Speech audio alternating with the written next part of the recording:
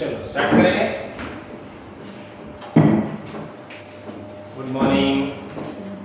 सुनाओगे? दक्ष दक्ष दक्ष सर चौधरी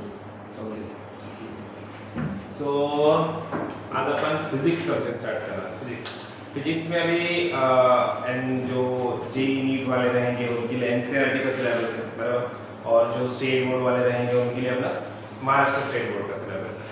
अभी दोनों भी सिलेबस तुमको बुक्स तुम लोग परचेस तो करोगे, लेकिन उससे पहले तुम लोग को बुक्स यहाँ पे इस ऐप में मिल जाएंगे। देखो अभी प्ले स्टोर पे फ्री ऐप है जो डाउनलोड कर लो तुम लोग। ये वाला मराठी बुक्स वाला जो ऐप है ना, ये वाला दिख रहा है, ये वाला ऐप मराठी बुक्स वाला ऐप है, वो डाउनलोड कर लो। इसके अंदर दोनों ऑप्शन देखो, स्टेट बोर्ड वाले भी बुक्स मिल जाएंगे तुमको, फर्स्ट स्टैंडर्ड से लेके 10th स्टैंडर्ड सब मिल जाता है। यहाँ पे इंग्लिश मीडियम वाला जो है ना, ये ऑप्शन इसमें जाओगे तो ये फर्स्ट स्टैंडर्ड से लेके 12th स्टैंडर्ड तक सारे बुक्स हैं, ऑल सब्जेक्ट के फ्री है। और उसका पीडीएफ भी डाउनलोड कर सकते हो। इसका पीडीएफ डाउनलोड भी कर सकते हो, शेयर भी कर सकते हो। मैं शेयर कर दूंगा अगर तुम लोग को डाउनलोड करके चैप्टर। हाँ, मराठी बुक्स से देखो, यहाँ पे मराठी बुक्स बोल के है, प्ले स्टोर पे फ्री है। इधर एनसीईआरटी का भी, एनसीईआरटी का इंग्लिश है ना, इंग्लिश एनसीईआरटी में जाओगे यहाँ पे एनसीईआरटी के फर्स्ट स्टैंडर्ड से लेके 12th स्टैंडर्ड तक सारे बुक्स हैं बराबर। एनसीईआरटी की बुक्स भी मिल जाएंगे पूरे, और पूरे अपने स्टेट बोर्ड की बुक्स भी मिल जाएंगे सारे सब्जेक्ट। और पीडीएफ डाउनलोड भी कर सकते हैं, पीडीएफ डाउनलोड करके उसको यूज भी कर सकते हो, कोई प्रॉब्लम नहीं। ठीक है, तो एक तो बुक्स का टेंशन तुम्हारा चला गया। अभी बस स्टार्ट करते हैं अपना first chapter, units and measurement. ठीक है, यूनिट्स एंड मेजरमेंट पहला चैप्टर है। दोनों का सिलेबस में सेम चैप्टर है, सेम कंटेंट, नो टेंशन नहीं, इधर हो या उधर हो, दोनों जगह पे सेम कंटेंट है। अभी फिजिक्स को बेसिकली दो पार्ट में डिवाइड किया गया है, फिजिक्स 1 और फिजिक्स 2 है ना। अभी बेसिकली है फिजिक्स ही, लेकिन दो पार्ट में हम लोग उसको डिवाइड करते हैं। बेसिकली ये सब्जेक्ट कहां से आ रहा है? अपना साइंस, जो हम लोगों ने 10th स्टैंडर्ड में साइंस सीखा था। साइंस में दो पार्ट थे अपने को, स्टेट बोर्ड में रहेंगे तो दो पार्ट रहेंगे, साइंस 1 साइंस 2। जो आईसीएसई या सीबीएसई स्टूडेंट रहेंगे उनको ऑलरेडी 8th स्टैंडर्ड के बाद डिवाइड हो जाता है, फिजिक्स केमिस्ट्री बायो रहता है, पीसीएमबी उनको वहीं से रहता है। लेकिन जो स्टेट बोर्ड वाले स्टूडेंट हैं उनको साइंस 1 रहेगा। 10th स्टैंडर्ड में साइंस 1 साइंस 2 ऐसे रहेगा, अपने को डिस्ट्रीब्यूट होता है। 8 9 में तो अपने को सिर्फ साइंस है। तो अपना जो 10th स्टैंडर्ड का साइंस 1 है, तो साइंस 1 में हमारे दो सब्जेक्ट अपने को मिलते हैं, फिजिक्स और केमिस्ट्री। फिजिक्स और केमिस्ट्री का कॉम्बिनेशन है। और जो साइंस 2 है हमारा, वो है बायोलॉजी। वहां पे बायोलॉजी, और बायोलॉजी में अपने दो पार्ट रहेंगे, फिर बॉटनी और जूलॉजी है ना। तो वो सारा साइंस 2 का पार्ट है ना। तो साइंस 1 और साइंस 2 ये दोनों में से अपने को पीसीबी मिल रहा है, फिजिक्स केमिस्ट्री और बायो है ना। और मैथ तो हम लोग को था 10th स्टैंडर्ड में, वही अभी उससे आगे हम लोग बढ़ेंगे यहाँ पे मैथमेटिक्स में। थोड़ा सा जो गैप रहता है वो बेसिक लेके कवर हो जाए। तो बेसिकली हमारा जो फिजिक्स सब्जेक्ट है वो कहाँ से आ रहा है? वो साइंस 1 से आ रहा है, फिजिक्स और केमिस्ट्री साइंस 1 से आ रहा है। तो साइंस 1 के जो भी हमारे चैप्टर्स है, वो चैप्टर्स भी का बेसिक यहाँ पे अपना यूज होगा है ना। जैसे बहुत सारे चैप्टर का तुम लोगों ने सिलेबस देखा है तो चैप्टर के नेम भी सेम है, जैसे ग्रेविटेशन वहां पे भी था, यहाँ पे भी है ना।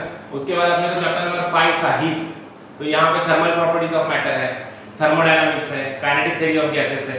ये सारे टॉपिक्स हमने को उससे कनेक्टेड हो है ना, उससे कनेक्ट करेंगे। उसके बाद रिफ्रैक्शन ऑफ लाइट और लेंसेस हम लोगों ने सीखा था। यहाँ पे ऑप्टिक्स है, वेव ऑप्टिक्स है, रे ऑप्टिक्स है ना। तो वो उससे कनेक्ट होगा। तो मतलब जो अपना 10th का सिलेबस है उससे ये कनेक्ट होगा है ना सिलेबस, वहीं से हम लोग आगे बढ़ने वाले। तो आज जो अपना चैप्टर है वो एकदम बेसिक चैप्टर है, यूनिट्स एंड मेजरमेंट। तो अभी यूनिट्स किसको बोलते हैं और यूनिट्स को कैसे मेजर करते हैं वो हम लोग इसमें सीखेंगे। यूनिट्स क्या होता है, यूनिट्स क्यों जरूरी है, कौन से क्वांटिटीज होते हैं। अभी सब में पहले फिजिकल क्वांटिटीज को हम लोग यहाँ पे सीखने वाले हैं। मैक्सिमम फिजिकल क्वांटिटीज क्या होता है, फिजिकल क्वांटिटी का यूज कैसे होगा, ये सारी चीजें हम लोग सीखने वाले हैं। तो अभी सबसे पहला जो बेसिक है, यूनिट्स जो होते हैं, यूनिट क्या होते हैं और यूनिट की जरूरत क्यों है, why the units are required. किसी भी चीज को मेजर करने के लिए हम लोग को क्या चाहिए? यूनिट चाहिए है ना। तो विदाउट यूनिट हम लोग मेजर कर सकते हैं क्या? नहीं कर सकते। सपोज मान लो कोई भी एक लेंथ हम लोग को मेजर करनी है ना, जैसे ये टेबल की जो लेंथ है, ये लेंथ हम लोग को मेजर करनी है, ये वाली लेंथ कितनी है ये अपने को मेजर करनी है ना। तो अब ये लेंथ कितना है ये मेजर करने के लिए हम लोग को क्या करना पड़ेगा? टेप लेना पड़ेगा। टेप लेके इसको मेजर करेंगे। मेजर करने के बाद भी वहां पे टेप में अपने को 2-3 ऑप्शन मिलेंगे। जो हमारा टेप होता है उसमें क्या होता है? इंचेस का ऑप्शन होता है, सेंटीमीटर का ऑप्शन होता है। अगर हमारे जो स्केल है जो अभी तक हम लोग यूज करते हैं, स्केल में आप लोग देखोगे डायमेंशन वहां पे क्या क्या होता है, सेंटीमीटर और मिलीमीटर होता है ना। उसके बाद अगर हम लोग यहाँ से करजत स्टेशन से जा रहे हैं, हम लोग सीएसटी जा रहे हैं, करजत से नेरल जा रहे हैं, तो वहां पे जो डिस्टेंस होता है वो हम लोग कैसे मेजर करते हैं, किलोमीटर्स में मेजर करते हैं ना। या फिर हम लोग मार्केट में गए कपड़े खरीदने के लिए गए, तो कपड़े हम लोग खरीदते हैं सिलवाने के लिए, तो वो कैसे खरीदते हैं हम लोग, मीटर्स में, 2 मीटर दे दो, 2 मीटर दे दो, 3 मीटर दे दो, है ना। तो वो हम लोग मीटर में मेजर करते हैं। तो मतलब अलग अलग क्वांटिटी, लेंथ सेम क्वांटिटी है लेकिन उसको भी हम लोग अलग अलग यूनिट्स में मेजर करते हैं, उसके भी अलग अलग यूनिट्स हैं। तो सिमिलरली किसी भी क्वांटिटी को मेजर करने के लिए सबसे इंपॉर्टेंट चीज क्या है, यूनिट है। विदाउट यूनिट अपने को कुछ पता चलेगा कि उसके बारे में। सपोज मान लो जैसे कि यहाँ पे अगर मैंने यहाँ पे कुछ अभी लिख दिया, सपोज मान लो मैंने यहाँ पे लिखा 20। अभी 20 से कुछ पता चल रहा है तुमको 20 क्या है, कौन सा क्वांटिटी, किस फिजिकल क्वांटिटी के बारे में बात कर। फिजिकल क्वांटिटी मतलब क्या, अभी देखो फर्स्ट स्टैंडर्ड से लेके यहाँ तक साइंस में जो भी चीजें हम लोग सीखते हैं वो फिजिकल क्वांटिटी, जैसे कि टेम्परेचर हो गया, लेंथ हो गया, मास हो गया, है ना। उसके बाद अपना करंट हो गया, इलेक्ट्रिक करंट हो गया, सारी चीजें, सब जितनी भी क्वांटिटी हम लोगों ने सीखे, फोर्स, वेलोसिटी, डिस्टेंस, डिस्प्लेसमेंट, सारी की सारी फिजिकल क्वांटिटी, बराबर। अब किसी भी फिजिकल क्वांटिटी को मेजर करने के लिए, फिजिकल क्वांटिटी का पता करने के लिए, है ना, यहाँ पे मैंने 20 लिखा। अभी 20 लिखने के बाद इससे क्या पता चलता है अपने को, ये कौन सा फिजिकल क्वांटिटी है, कुछ पता चलता है क्या, ये लेंथ है, क्या ये फोर्स है, क्या ये मास है, कुछ पता चल रहा है नहीं। अगर मैं इसके साथ में लिख दूं यहाँ पे केजी लिख दूं, तो अब आप बता सकते हो क्या है, क्या है ये, किलोग्राम लिखा मैंने, 20 केजी लिखा, मतलब ये कौन सा क्वांटिटी है, ये मास है ना। केजी में हम लोग क्या मेजर करते हैं, मास। तो ये कौन सा फिजिकल क्वांटिटी है, ये मास है, अभी हम लोग बता सकते हैं, है ना। अगर मैंने क्या किया, इस 20 के इस केजी के प्लेस पे अगर मैंने यहाँ पे मीटर लिख दिया ऐसे, तो अब ये कौन सा फिजिकल क्वांटिटी है, ये लेंथ है। मीटर आया मतलब क्या है, ये लेंथ है ना। अगर मैंने क्या किया, इस मीटर के प्लेस पे यहाँ पे मैंने क्या लिखा, यहाँ पे डिग्री सेंटीग्रेड लिख दिया, तो अब ये कौन सा फिजिकल क्वांटिटी हो गया, टेम्परेचर हो गया, है ना। तो ये क्या हो गया, टेम्परेचर हो गया। तो मतलब यूनिट इज वेरी इंपॉर्टेंट। किसी भी फिजिकल क्वांटिटी को कंप्लीटली डिराइव करने के लिए किन किन चीजों की जरूरत होती है, दो चीजों की जरूरत होती है। एक होता है मैग्नीट्यूड, ये जो 20 लिखा मैंने, ये क्या है इसका, ये इसका मैग्नीट्यूड है, और ये जो मैंने यहाँ पे लिखा है ये क्या है, इसका यूनिट है। तो मैग्नीट्यूड और यूनिट, ये दो चीजें क्या करती है, किसी भी फिजिकल क्वांटिटी को कंप्लीटली डिराइव करती है। मतलब ये जो फिजिकल क्वांटिटी है, अब ये फिजिकल क्वांटिटी कौन सा है ये पता करने के लिए अपने को दो चीजों का होना जरूरी है, एक तो मैग्नीट्यूड और दूसरा यूनिट, है ना। तो unit is very important. Unit change हो जाएगा तो फिजिकल क्वांटिटी भी चेंज हो जाएगी, है ना। तो अभी यूनिट की और जरूरत क्या है वो हम लोग समझते हैं यहाँ पे।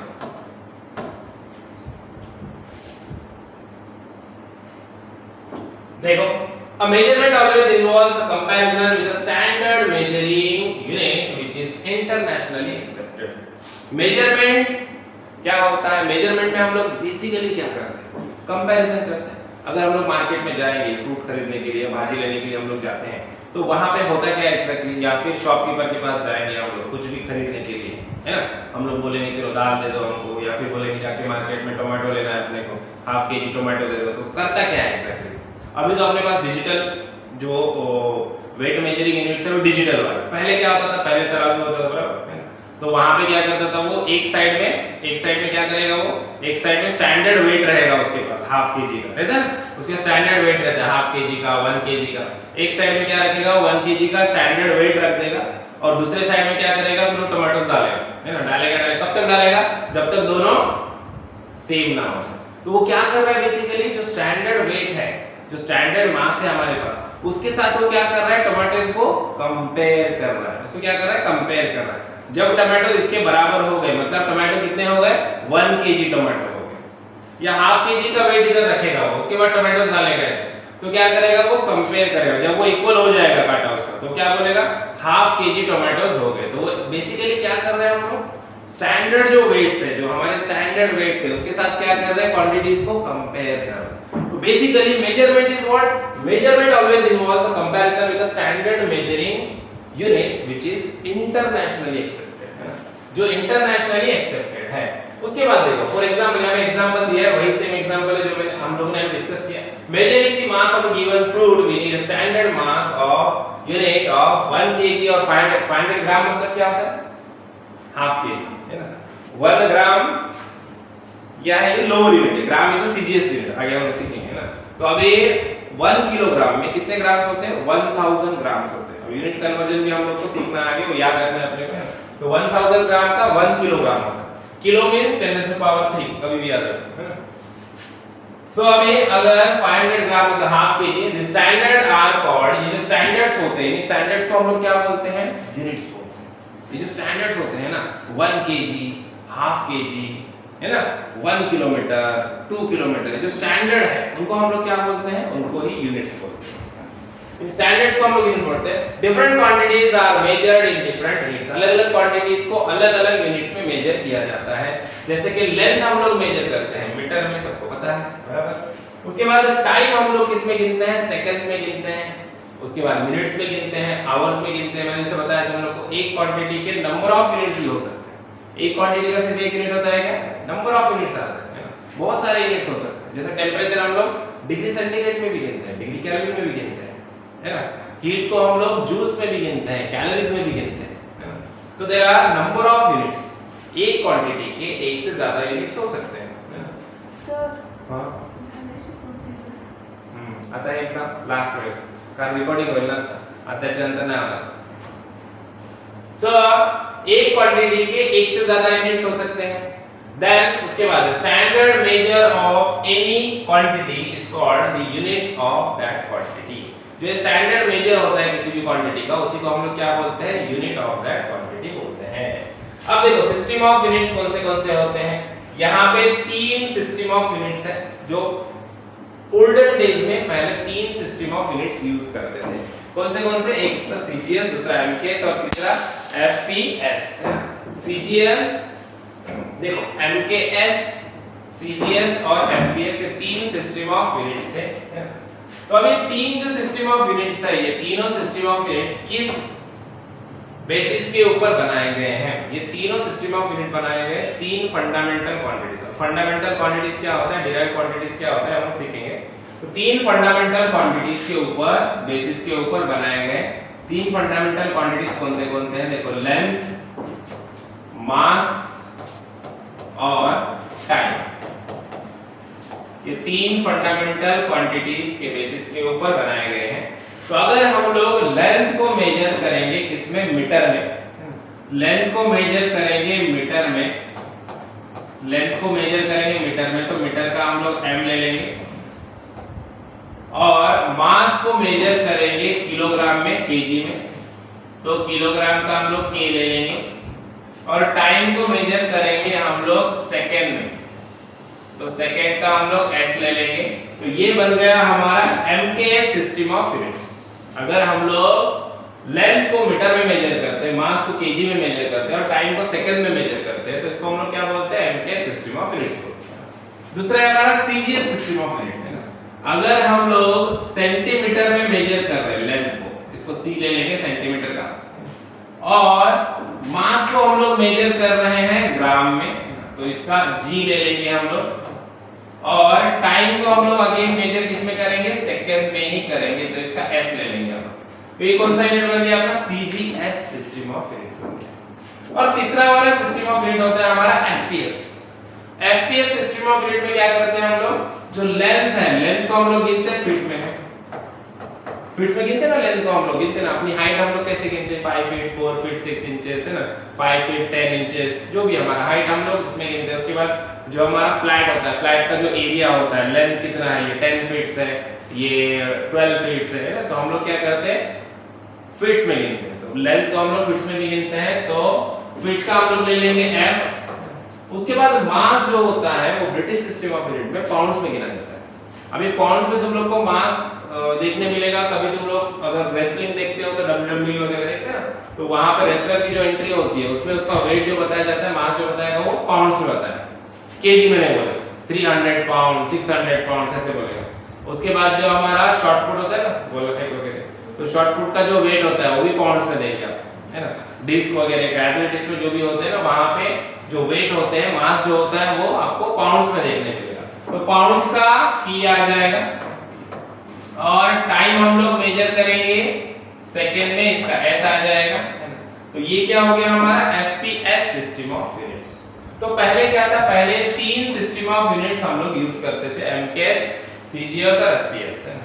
लेकिन फिर क्या हुआ, धीरे धीरे बिजनेस बढ़ते गए, लोग एक कंट्री से दूसरे कंट्री में जाके बिजनेस करने लगे, है ना। तो वहां पे क्या होने लगा, फिर कंफ्यूजन होने लगा, है ना। जैसे कि मान लो यहाँ से हम लोग बिजनेस कर रहे हैं दूसरे कंट्री में, जहाँ पे ब्रिटिश में जा रहे हैं हम लोग, वहां पे बिजनेस करने जा रहे हैं, और वहां पे हम लोग क्या कर रहे हैं, हम लोग को तो MKS सिस्टम पता है, हम लोग केजी में गिनते सारे मास, है ना, केजी में गिनते हैं ना। वहां पे जाके हम लोग केजी में जाके बिजनेस करने जा रहे हैं, और वहां के लोग बोल रहे हैं अपने को कि हमको केजी कुछ नहीं पता, हमको तो पाउंड्स में चाहिए। अब पाउंड्स कहां से आ गए, पाउंड्स का आपने कुछ पता नहीं, केजी से पाउंड का कन्वर्जन नहीं पता। तो फिर वहां पे कंफ्यूजन होने लगा कि अलग-अलग जगहों पे अलग-अलग सिस्टम ऑफ यूनिट्स यूज होने लगे, तो वहां पे कंफ्यूजन होने लगा। तो फिर क्या हुआ, फिर सब लोगों ने मिल करके बैठ करके क्या किया, डिसीजन लिया और क्या किया, एक ऐसा यूनिट बनाया, एक ऐसा यूनिट बनाया और ऐसा यूनिट बनाया जो कि इंटरनेशनली एक्सेप्टेड, मतलब पूरे वर्ल्ड में हम लोग क्या करेंगे, उस यूनिट को एक्सेप्ट करेंगे, मतलब सब लोग उस यूनिट को मानेंगे, है ना। ऐसा नहीं कि भाई हम लोग पाउंड्स का unit FPS unit system use करेंगे, हम लोग MKS यूज करेंगे, ऐसा कि सब लोग उसको एक्सेप्ट करेंगे और सब लोग उसको यूज करेंगे। तो उस यूनिट को बोला गया SI system of unit. SI unit मतलब क्या, international standard unit, international standard unit. अब international standard unit near about MK system of unit, है ना, जिसमें हम लोग लेंथ को मीटर में, मास को केजी में और टाइम को सेकंड में लिखते हैं। तो SI सिस्टम ऑफ यूनिट्स मतलब ही international standard unit. 3 unit system unit नहीं यूज करना है, पूरे वर्ल्ड में एक ही होना चाहिए, इसलिए क्या किया गया, एक सिस्टम ऑफ यूनिट बनाया, समझा। तो वो क्या है हमारा SI यूनिट, क्लियर है। चलो अब आगे देखते हैं, देखो फंडामेंटल क्वांटिटीज। फंडामेंटल क्वांटिटीज किसको बोलते हैं, देखो फंडामेंटल क्वांटिटीज और डिराइव्ड क्वांटिटीज। फिजिकल क्वांटिटीज जो होते हैं अपने बेसिकली 2 पार्ट में डिवाइडेड होते हैं, तीसरा एक पार्ट है उसका, है ना, तो वो भी हम लोग सीखेंगे। अभी फिलहाल बेसिकली 2 पार्ट में डिवाइड होते हैं, कौन सा, फंडामेंटल क्वांटिटी और डिराइव्ड क्वांटिटी। अब फंडामेंटल क्वांटिटी किसको बोलते हैं, fundamental quantities are those quantities which do not depend on any other quantity for their calculation. Fundamental quantities मतलब ऐसे क्वांटिटीज जो खुद के कैलकुलेशन के लिए किसी और के ऊपर डिपेंड नहीं करते। फॉर एग्जांपल अगर ये जो लेंथ है, इसकी लेंथ हम लोग को मेजर करना है, तो हम लोग क्या करेंगे, मेजरिंग टेप लेंगे और इसका लेंथ मेजर कर लेंगे। अब इसका लेंथ निकालने के लिए कुछ कैलकुलेशन करना पड़ेगा, कोई फार्मूला यूज किया हम लोगों ने, ये लेंथ किसी और के ऊपर डिपेंड है क्या, इसको डायरेक्ट मेजर करके हम लोग निकालेंगे। अगर हम लोग को हमारा मास पता करना है, वेट पता करना है, तो वेइंग मशीन है, उसके ऊपर हम लोग खड़े हो जाएंगे और अपने को डायरेक्ट अपना वेट या मास पता हो जाएगा, मास हम लोग को डायरेक्टली मिल जाएगा। तो मास हम लोग को डायरेक्टली मिल रहा है, उसके लिए हम लोग को कैलकुलेशन करना पड़ा, डायरेक्ट मशीन है, उससे हम लोगों ने मास हमारा मेजर कर लिया। टाइम मेजर करने के लिए वॉच है, वॉच में हम लोग देखते हैं, टाइम हम लोग को पता चल जाता है, उसके लिए कोई कैलकुलेशन करने की जरूरत है क्या, नहीं। ये क्वांटिटीज किसी और क्वांटिटीज पे डिपेंड है क्या खुद के लिए, नहीं। तो ऐसे क्वांटिटीज जो खुद के कैलकुलेशन के लिए किसी और क्वांटिटीज पे डिपेंड नहीं करते, वैसे क्वांटिटीज को हम लोग क्या बोलते हैं, फंडामेंटल क्वांटिटीज बोलते हैं। फंडामेंटल क्वांटिटीज जो खुद के कैलकुलेशन के लिए किसी और के ऊपर डिपेंड नहीं करते। फॉर एग्जांपल कौन से आएंगे, length, mass, time, temperature, total 7 fundamental quantities. कितने हैं, 7। ये अपने को याद कर लेना पक्का, 7 फंडामेंटल क्वांटिटीज, उनके यूनिट्स, है ना, और उनका डायमेंशनल फार्मूला भी अभी आएगा, है ना। तो 7 फंडामेंटल क्वांटिटीज कौन से, length, mass, time, temperature, electric current, luminous intensity और अमाउंट ऑफ सब्सटेंस, है ना। तो ये 7 फंडामेंटल क्वांटिटीज हैं। अब फंडामेंटल यूनिट किसको बोलते हैं, सिंपल, फंडामेंटल क्वांटिटी का unit, fundamental unit. Fundamental quantity समझ में आया, जो खुद के कैलकुलेशन के लिए किसी और के ऊपर डिपेंड नहीं करते, 7 फंडामेंटल क्वांटिटीज हैं। अब ये 7 फंडामेंटल क्वांटिटीज के जो यूनिट्स रहे वो फंडामेंटल यूनिट कहलाते हैं, ये फंडामेंटल क्वांटिटी और इनके जो यूनिट है वो फंडामेंटल यूनिट बोलेंगे उसको। समझ में आया, चलो अब ये नेक्स्ट ये 7 फंडामेंटल क्वांटिटीज है, ये टेबल पूरा याद होना चाहिए, है ना, तुरंत याद कर लेगा आज का, है ना। लेंथ किसमें गिनते हैं हम लोग, ऐसा यूनिट क्या है इसका, मीटर, सिंबल क्या है एम, है ना। उसके बाद मास किलोग्राम, सिंबल क्या है केजी, टाइम सेकंड, सिंबल क्या है एस। उसके बाद टेम्परेचर केल्विन, सिंबल क्या है के। ऐसा यूनिट केल्विन हम लोग गिनते हैं डिग्री सेल्सियस, डिग्री फ़ारेनहाइट, ये सब इसके दूसरे भी यूनिट्स है, लेकिन ऐसा यूनिट क्या है डिग्री केल्विन है, ठीक है। उसको एब्सोल्यूट यूनिट भी बोलते हैं, एब्सोल्यूट टेम्परेचर यूनिट भी बोलते हैं। एब्सोल्यूट टेम्परेचर क्यों बोलते हैं, एब्सोल्यूट टेम्परेचर मतलब क्या, टर्म कभी सुना है एब्सोल्यूट टेम्परेचर? एब्सोल्यूट टेम्परेचर मतलब क्या पता है किसी को? एब्सोल्यूट टेम्परेचर मतलब कितना टेम्परेचर? एब्सोल्यूट टेम्परेचर मतलब 0 डिग्री केल्विन, 0 डिग्री केल्विन। अब 0 डिग्री केल्विन मतलब कितना डिग्री सेंटीग्रेड? देखो अपने को पता है 0 डिग्री सेंटीग्रेड मतलब क्या होता है, फ्रीजिंग पॉइंट है, वाटर का फ्रीजिंग पॉइंट है 0 डिग्री सेंटीग्रेड, पता बराबर सबको पता है। तो वाटर का 0 डिग्री सेंटीग्रेड पे वाटर क्या होता है, फ्रीज हो जाता है ना। तो अब ये डिग्री पहले सबसे पहले तुम लोग को मैं रिलेशन बताता हूं, उसके बाद तुमको समझ में आएगा। देखो डिग्री केल्विन और डिग्री सेल्सियस का रिलेशन क्या है। अगर 0 डिग्री सेल्सियस पे क्या हो रहा है, वाटर फ्रीज हो जाएगा। अगर अपन और टेम्परेचर कम करेंगे तो माइनस में टेम्परेचर जाएगा, -10 -20 है ना, -30 अंटार्कटिका वगैरह ना उधर साइड होता है इतना टेम्परेचर माइनस, है ना। वहां पे अगर हम लोग भी जाएंगे तो क्या हो जाएंगे, हम भी फ्रीज हो जाएंगे, है ना। तो अभी यहाँ पे क्या होगा देखो, अगर -273 कितना, -273 डिग्री सेंटीग्रेड तक हम लोगों ने क्या किया, टेम्परेचर को लोअर कर दिया, कितना, -273 डिग्री सेंटीग्रेड। तो ये किसके बराबर होता है, 0 डिग्री केल्विन के बराबर होता है। क्या होता है, 0 डिग्री केल्विन के बराबर, -273 डिग्री सेंटीग्रेड। तो अभी जितना भी मतलब साइंटिस्ट लोगों ने जितना भी टेम्परेचर अभी तक का मेजर किया है, सबसे कम टेम्परेचर जो मेजर किया है वो कितना है, -273 डिग्री सेंटीग्रेड मेजर किया, उससे ज्यादा और किधर उनको दिखाई नहीं। तो इसके लिए इस -273 डिग्री सेंटीग्रेड को हम लोग क्या बोलते हैं, एब्सोल्यूट टेम्परेचर बोलते हैं, जो कि 0 डिग्री केल्विन कहलाता है। तो इसके लिए जो डिग्री केल्विन स्केल है वो कैसी स्केल है, एब्सोल्यूट स्केल है। एब्सोल्यूट मतलब क्या, एंड, उसके आगे कुछ भी नहीं हो सकता, उसको एब्सोल्यूट बोलते हैं, है ना। तो उस तरह से ये -273 लास्ट हो गया, एंड हो गया, उससे और कम टेम्परेचर पॉसिबल है क्या, नहीं पॉसिबल, अभी तक तो नहीं पॉसिबल, है ना। तो इसके लिए हम लोग इसको क्या बोलते हैं, एब्सोल्यूट टेम्परेचर बोलते हैं। अब याद रखना एब्सोल्यूट टेम्परेचर मतलब क्या, -273 degree centigrade which is equals to 0 degree Kelvin. अब कन्वर्जन होता है, अभी आपको क्वेश्चंस में आएगा, कन्वर्ट करना पड़ेगा, है ना। कन्वर्ट करना, सपोज मान लो अपने को कन्वर्ट करना है 27 डिग्री सेंटीग्रेड है, इसको मुझे डिग्री केल्विन में कन्वर्ट करना है, तो मैं क्या करूंगा, डिग्री केल्विन में कन्वर्ट करना है तो मैं क्या करूंगा, अब यहां पे ध्यान दो, -273 degree centigrade is equal to 0 degree Kelvin है, तो मैं ऐसे बोल सकता हूं 0 degree centigrade is equal to कितना हो जाएगा, 273 डिग्री केल्विन हो जाएगा, होगा, समझ में आ रहा है। -273 पे 0 डिग्री केल्विन है, अगर ये -273 से मैं इसको 200 पे लेके आऊं, -200 पे लेके आऊं, तो कितना कम किया मैंने, 73 कम किया, तो इधर क्या होगा, इधर 73 प्लस हो जाएगा, ठीक है। अगर इस -273 से मैंने इसको क्या किया, -100 पे लेके आया, कितना कम हो गया, 173 कम हो गया, तो इधर कितना हो जाएगा, 173 डिग्री केल्विन हो जाएगा। और वही 100 से मैं इसको अगर 0 पे ला लूं, 0 डिग्री सेंटीग्रेड पे ला लो, माइनस नहीं आएगा यहाँ पे, 0 डिग्री सेंटीग्रेड पे ला लो, तो इधर कितना हो जाएगा, 273 डिग्री केल्विन हो जाएगा, प्लस में हो जाएगा, है ना, समझ में आ रहा है। तो कभी भी ये याद रखने का, 0 डिग्री सेंटीग्रेड मतलब 273 डिग्री केल्विन। अब किसी भी टेम्परेचर को कन्वर्ट करना है केल्विन में, तो क्या करोगे, सेंटीग्रेड से अगर केल्विन में कन्वर्ट करना है तो क्या करोगे, प्लस करोगे, 273 तो 0 पे था, 0 पे कितना था, 273 था, तो आगे कितना बढ़ा, 27, तो इसमें क्या करना है, 27 में ऐड करना है, 273 प्लस 27 करना है, कितना हो जाएगा, 300 डिग्री केल्विन।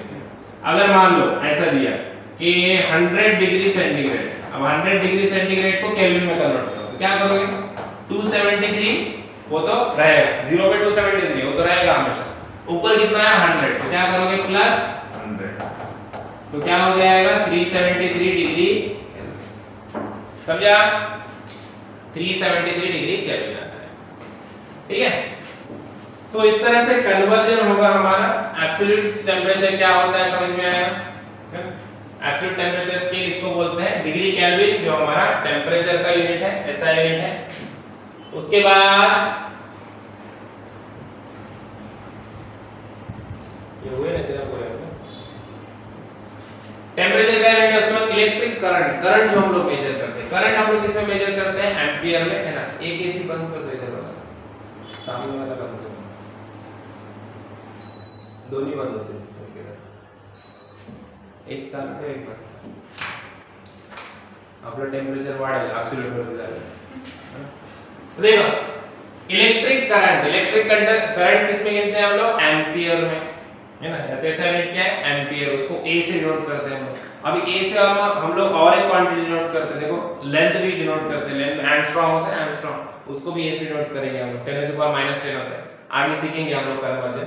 अब देखो ल्यूमिनस इंटेंसिटी कैंडेला सीडी, है ना।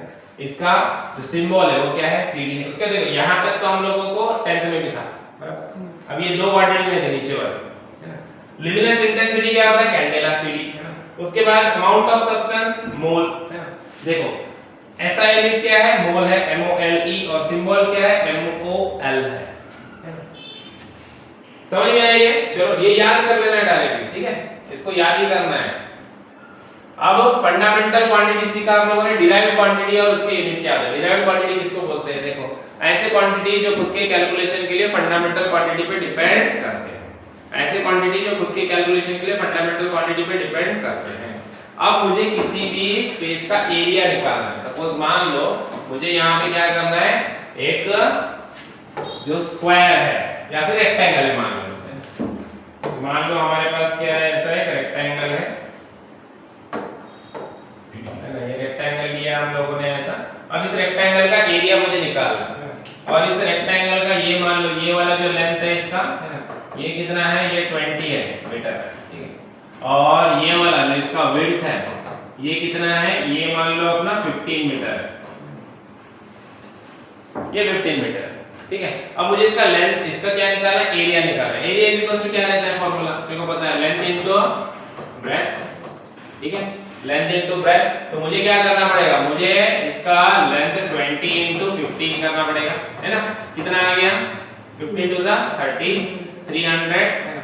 क्या आ गया? मीटर स्क्वायर, 300 मीटर स्क्वायर आ गया। तो एरिया निकालने के लिए मुझे क्या करना पड़ा? मुझे ये लेंथ मेजर करना पड़ा, फिर बाद में ये लेंथ मेजर करना पड़ा, और दोनों लेंथ को क्या करना पड़ा? मल्टीप्लाई करना पड़ा, है ना। ये भी क्या है? विड्थ मतलब भी क्या है? लेंथ ही है ना। ये भी तो एक लेंथ है, ये भी एक लेंथ है। तो लेंथ को, दोनों लेंथ को मुझे क्या करना पड़ा? मल्टीप्लाई करना पड़ा, तब जाके मुझे एरिया मिला है, बराबर। तो एरिया किन चीजों पे डिपेंड करता है? एरिया डिपेंड कर रहा है लेंथ के ऊपर। अगर तुमको एरिया निकालना है तो ये दोनों लेंथ को क्या करना पड़ा? तुमको मल्टीप्लाई करना पड़ा, वहां से तुमको एरिया मिला। तो area is depends on the fundamental quantity that is length for their calculation. So that type of quantity is called as what? Derived quantities. मतलब खुद की कैलकुलेशन किसके ऊपर डिपेंड है? दूसरे क्वांटिटी के ऊपर डिपेंड है, फंडामेंटल क्वांटिटी के ऊपर डिपेंड है। अब वैसे ही मुझे वॉल्यूम अगर निकालना है, सपोज मान लो यहाँ पे एक बॉक्स है ना, मैं क्यूबॉइड है, या फिर क्यूबॉइड ले लेंगे सबसे इजी होगा। सपोज मान लो ऐसा यहाँ पे ये क्यूबॉइड है ना। अभी इसका क्यूब है, मान लो क्यूब रहेगा तो और इजी हो जाएगा। और इसका जो डायमेंशन है वो मान लो साइड लेंथ कितना है? 10 है, ये भी 10 है, ये भी 10 है, ये हाइट भी 10 है ना। इसका वॉल्यूम क्या निकालेंगे अपन? साइड क्यूब, है ना। या फिर तीनों साइड का multiplication b into b into b, b into b into b बराबर 10 into 10 into 10, बराबर। अब इसका जो वॉल्यूम है वो किसके ऊपर डिपेंड कर रहा है? इस लेंथ के ऊपर, इस लेंथ के ऊपर और इस हाइट के ऊपर। ये लेंथ और ये हाइट, ये तीनों बेसिकली क्या है? लेंथ ही है। तो मेजर कर रहे हैं ना, हाइट भी क्या है? लेंथ है, हम लोग मेजर कर रहे हैं। तो ये खुद के कैलकुलेशन के किसके ऊपर डिपेंड हो गया? फंडामेंटल क्वांटिटी के ऊपर, दूसरे फंडामेंटल क्वांटिटी के ऊपर डिपेंड हो गया। तो ऐसे क्वांटिटी को हम लोग, ऐसे फिजिकल क्वांटिटी को हम लोग क्या बोलेंगे? डिराइव्ड क्वांटिटी बोलेंगे, जो दूसरे के ऊपर डिपेंड हो गया। डायरेक्टली वॉल्यूम डायरेक्टली तुम मेजर करके निकाल सकते हो क्या? नहीं। उसके लिए अपने को तीनों लेंथ चाहिए, दो लेंथ चाहिए, एक हाइट चाहिए, उसको मल्टीप्लाई करोगे तब जाके वॉल्यूम आएगा। एरिया तुम डायरेक्टली मेजर करके निकाल सकते हो क्या? नहीं। ये दो लेंथ पता होने चाहिए, तब कैलकुलेट करके एरिया निकालोगे, बराबर। टेम्परेचर डायरेक्ट मेजर कर सकते हैं, टेम्परेचर थर्मोमीटर होता है अपने पास। अभी तो देखो कोरोना आ गया, तब से डायरेक्ट स्कैन वाला आ गया, दूर से ऐसे स्कैन करके बता देता है कितना टेम्परेचर है ना। तो टेम्परेचर डायरेक्ट मेजर करके निकालते हैं, वो क्या हो गया, वो फंडामेंटल क्वांटिटी है ना। करंट डायरेक्ट मेजर करके हम लोग निकालते हैं, वो फंडामेंटल क्वांटिटी। वॉल्यूम एरिया नहीं निकाल सकते। वेलोसिटी देखो, वेलोसिटी इज इक्वल टू क्या होता है, डिस्प्लेसमेंट अपॉन टाइम, या फिर speed is equal to distance upon time. तो ये किस किस की चीजों के ऊपर डिपेंड कर रहा है, डिस्टेंस अपॉन टाइम। डिस्टेंस मतलब क्या है, डिस्टेंस मतलब लेंथ, और टाइम मतलब, तो टाइम है पता है, दोनों फंडामेंटल क्वांटिटी है। तो वेलोसिटी खुद के कैलकुलेशन के लिए दो फंडामेंटल क्वांटिटी के ऊपर डिपेंड कर रहा है। तो ये क्या है, ये हमारा डिराइव्ड क्वांटिटी है, दूसरों के ऊपर डिपेंड कर रहा है। फोर्स इज इक्वल टू क्या होता है, मास इनटू एक्सीलरेशन। अभी मास क्या है, फंडामेंटल क्वांटिटी है। एक्सीलरेशन खुद दूसरों के ऊपर डिपेंड है। एक्सीलरेशन किसके ऊपर डिपेंड है, एक्सीलरेशन क्या होता है, एक्सीलरेशन क्या होता है, वेलोसिटी पर यूनिट टाइम है ना। तो वेलोसिटी अपॉन टाइम, वेलोसिटी और टाइम दोनों के दोनों कैसे, टाइम फंडामेंटल क्वांटिटी, वेलोसिटी ये दो फंडामेंटल क्वांटिटी के ऊपर डिपेंड है। तो वेलोसिटी भी फंडामेंटल के ऊपर डिपेंड है, एक्सीलरेशन भी फंडामेंटल क्वांटिटी के ऊपर डिपेंड है। और फोर्स देखो, मास इनटू एक्सीलरेशन, ये भी फंडामेंटल क्वांटिटी के ऊपर डिपेंड है। तो ये सारे क्या हो गए, डिराइव्ड क्वांटिटीज। डिराइव्ड क्वांटिटीज मतलब समझ में आया, ऐसे क्वांटिटीज जो खुद के कैलकुलेशन के लिए दूसरे फंडामेंटल क्वांटिटीज के ऊपर डिपेंड करते हैं। क्लियर है? तो देखो आगे बढ़ते हैं।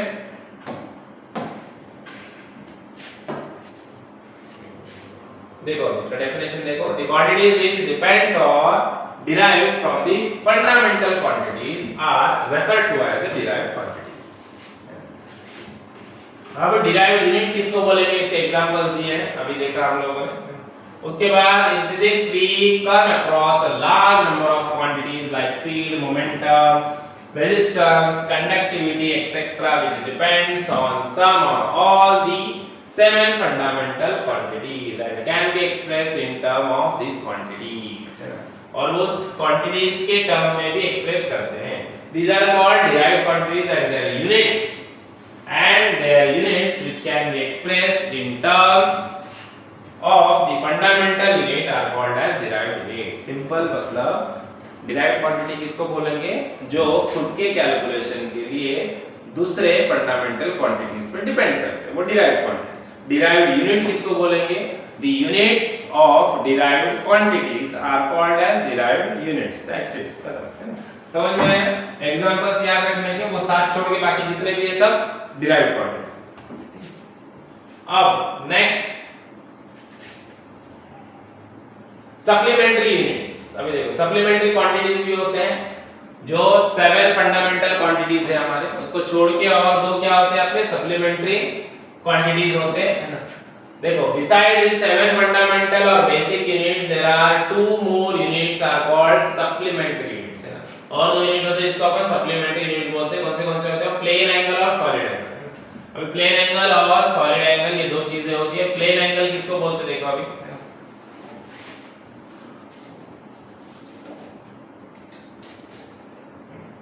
तो देखो प्लेन एंगल क्या होता है, this is the ratio of the length of an arc of the circle to the radius of the circle.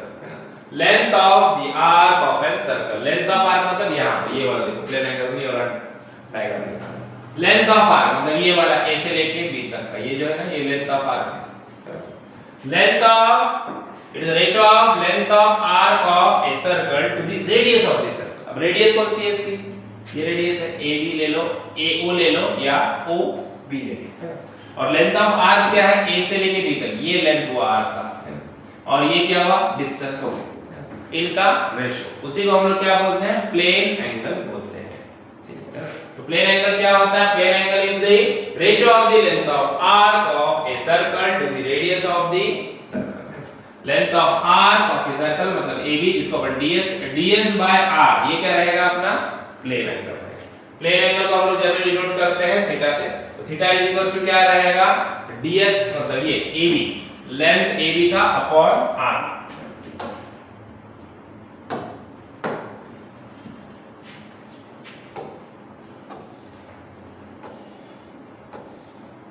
ये अपना लेंथ है AB, ये O और ये R, मैं इसको ds बोल रहा हूँ AB को। AB is equal to length of AB is equal to क्या है, ds। So theta plane angle is equal to क्या हो जाएगा, length of AB upon R, ये रेडियस है, लेंथ ऑफ AB का लेंथ क्या है अपना ds अपॉन R, ठीक है। ये क्या है अपना प्लेन एंगल है।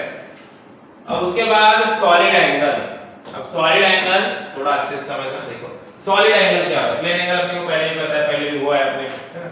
अब सॉलिड एंगल क्या होता है, it is defined as the area of portion of the surface of a sphere to the square of radius of the sphere, area of the surface of the sphere. जो भी हमारा sphere है, मान लो पूरा ऐसा स्फीयर है, जैसे गोल पूरा स्फीयर है, बॉल रहता है ना, सॉलिड स्फीयर है, और उस सॉलिड स्फीयर में से हम लोगों ने क्या किया, एक पीस, एक टुकड़ा ऐसे काट के निकाला। अब तुम लोग देखो यहाँ पे वाटरमेलन लेके जाते हैं, कलिंगड़ लेके जाते हैं हम लोग, वो क्या करता है, लाल है कि नहीं, लाल है कि नहीं बताओ, तो वो क्या करता है, ऐसे कट करके ऐसा पीस, ऐसा एक क्या करता है, स्क्वायर पीस कट करके ऐसे निकाल के बताता है, देखो पूरा लाल, बराबर। तो वो जो स्क्वायर पीस वो ऐसे कट करके बाहर निकाल के अपने को बता रहा है, वो जो पीस है वही पीस यहाँ पे दिया उसने। अब पूरा सॉलिड स्फीयर है, सॉलिड स्फीयर का अपन ने एक पार्ट निकाल लिया, सिर्फ एक पार्ट लिया अपन सॉलिड स्फीयर का, तो इतना सा पार्ट हम लोगों ने सॉलिड स्फीयर का ले लिया, है ना। तो अब उस सॉलिड स्फीयर का देखो, it is defined as the area of the portion of the surface of the sphere, है ना। ये जो पूरा स्फीयर है, पूरा जो हमारा वाटरमेलन है, उसका जितना एरिया अपन ने कट करके निकाला, तो उस एरिया की बात कर रहे हैं, उस एरिया। यहाँ पे देखेंगे तो ये वाला एरिया जो ब्लू कलर में दिख रहा है ना एरिया, ये वाला एरिया, है ना। अभी छोटा सा एरिया, इसके लिए इसको DA बोला है। तो area of the portion of the surface of the sphere to the square of the radius of the sphere, जो स्फीयर की रेडियस रहेगी उसका स्क्वायर, मतलब DA अपॉन R स्क्वायर। ये क्या रहेगा अपना, ये रहेगा सॉलिड एंगल, है ना। इसको d ओमेगा से हम लोग डिनोट करते हैं, ये अपना ओमेगा है, ये सिंबल ओमेगा है, याद आता है कुछ इससे, ओमेगा से R रेजिस्टेंस, रेजिस्टेंस का ऐसा यूनिट क्या है, ओम, है ना। तो वो ओम है अपने यहाँ पे, है ना। तो अभी देखो ये D ओम, है ना।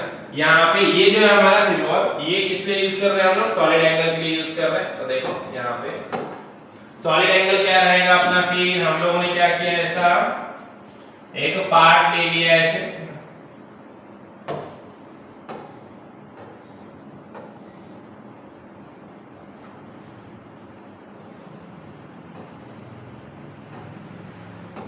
ये वाला जो एरिया है हमारा, ये वाला एरिया हमारा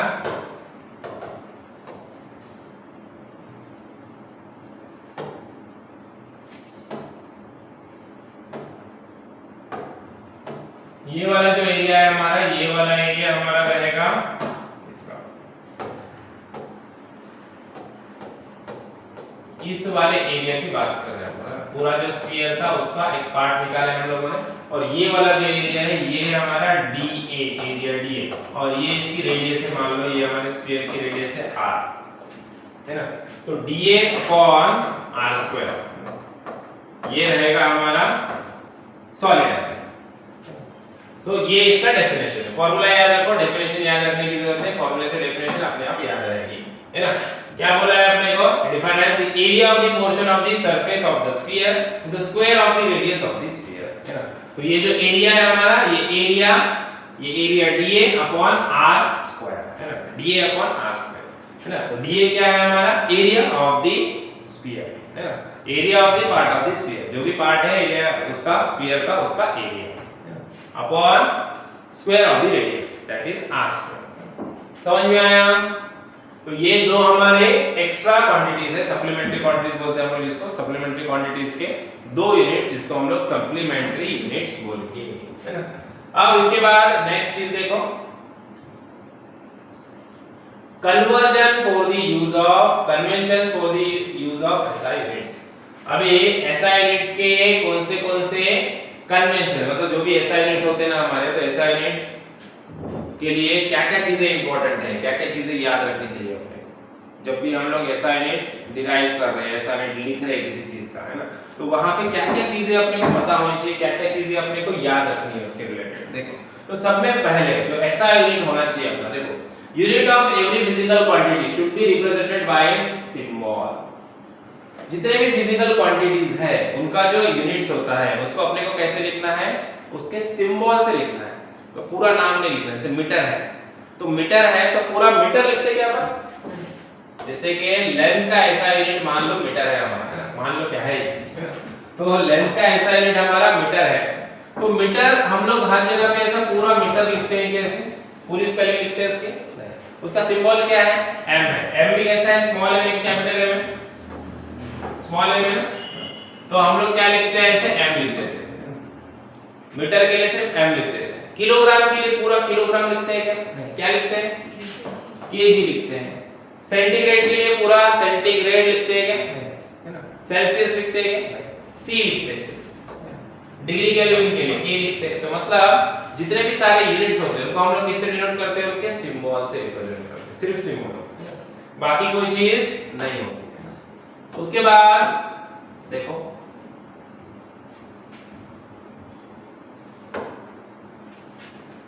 सेकंड पॉइंट क्या बोल रहा है, full name of a unit always start with the smaller letter, है ना। जो फुल नेम रहेगा, पूरा जो नाम लिखेंगे ना आप लोग यूनिट का, वो किससे स्टार्ट होगा, स्मॉल लेटर से स्टार्ट होगा।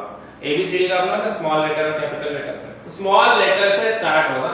Even if the name is after a person, अगर वो नाम पर्सन का भी रहेगा, आप लोग को जैसे पता रहेगा कि बहुत सारे जो ऐसा यूनिट है हमारा, वो जो यूनिट है वो क्वांटिटीज किसके ऊपर डिपेंड करती है, साइंटिस्ट के नेम के ऊपर दिया है। जैसे पास्कल, प्रेशर का यूनिट है पास्कल, वो साइंटिस्ट के नेम के ऊपर है। न्यूटन साइंटिस्ट के नेम के ऊपर है ना। तो बहुत सारे जो ऐसा यूनिट्स है हम लोगों ने साइंटिस्ट के नेम के ऊपर ऐसा यूनिट्स दिए हुए हैं, है ना। लेकिन फिर भी उनका जो पूरा नाम है, जैसे कि यहाँ पे दिया देखो न्यूटन, अभी जो पूरा न्यूटन नाम है ये पूरा नाम है, लेकिन फिर भी अपन ये पर्सन का नाम है, फिर भी अपन ये जो पूरा लिखेंगे स्टार्टिंग में क्या करेंगे, हम लोग स्मॉल लेटर्स का ही यूज करेंगे। स्टार्टिंग में हम लोग स्मॉल लेटर्स का ही यूज करेंगे, कैपिटल लेटर्स का यूज नहीं करेंगे, स्मॉल लेटर्स का यूज करेंगे। पहला जो लेटर रहेगा स्मॉल ही रहेगा, वो भले ही आदमी का नाम क्यों ना हो, फिर भी उसको स्टार्टिंग लेटर क्या यूज करेंगे अपन, स्मॉल लेटर यूज करेंगे, कैपिटल लेटर यूज नहीं करेंगे। जैसे कि जूल, ये भी जे से स्टार्ट होगा, स्मॉल जे सिंबल। ऐसा नहीं होगा, देखो ऐसा नहीं होगा। अगर एन कैपिटल लेना है क्या अपने को, नहीं, इसका जो सिंबल है वो कैपिटल एन है। न्यूटन का सिंबल क्या है, कैपिटल है, स्मॉल एन नहीं। लेकिन यहाँ पे जो पूरा नाम लिखेंगे तो यहाँ पे हम लोग कैपिटल लेटर लेंगे क्या, पहला लेटर नहीं, स्मॉल लेटर ही यूज करेंगे। जूल्स के लिए भी कैपिटल जे यूज करेंगे या नहीं, स्मॉल जे ही यूज करेंगे। तो पहला जो लेटर रहेगा हमारा कैसा रहेगा, स्मॉल लेटर ही रहेगा। थर्ड पॉइंट क्या बोल रहा है, देखो symbol for units do not take plural form. For example, force of 20 Newton and not 20 Newtons, not 20 NS। मतलब प्लूरल और सिंगुलर फॉर्म होता है ना अपना, जैसे एक फोर्स है, जैसे अपन बोलते हैं ना एक वचन अनेक वचन बोलते ना अपन, एक आहे जास्त असले तर काय करतो अपन, एस लगाते हैं ना, 20s, तो हम लोग क्या करते हैं, एस लगाते हैं। क्या करते हैं, अगर एक से ज्यादा रहेंगे तो अपन क्या करते हैं, लास्ट में एस लगाते हैं, क्योंकि वो क्या हो गया, उसका प्लूरल फॉर्म हो गया। लेकिन ऐसा यूनिट्स में नहीं होता है। सपोज मान लो हम बोलेंगे कि भाई 1 न्यूटन का फोर्स है तो 1 एन लिखेंगे अपन। अगर हम लोग बोलेंगे 100 न्यूटन का फोर्स है तो भी 100 न्यूटन लिखेंगे, 100 न्यूटन्स नहीं लिखेंगे, क्योंकि एक से ज्यादा हो गए तो एस नहीं लगाना है लास्ट में। जैसे 1 केजी है तो 1 केजी लिखेंगे, 1 किलोग्राम।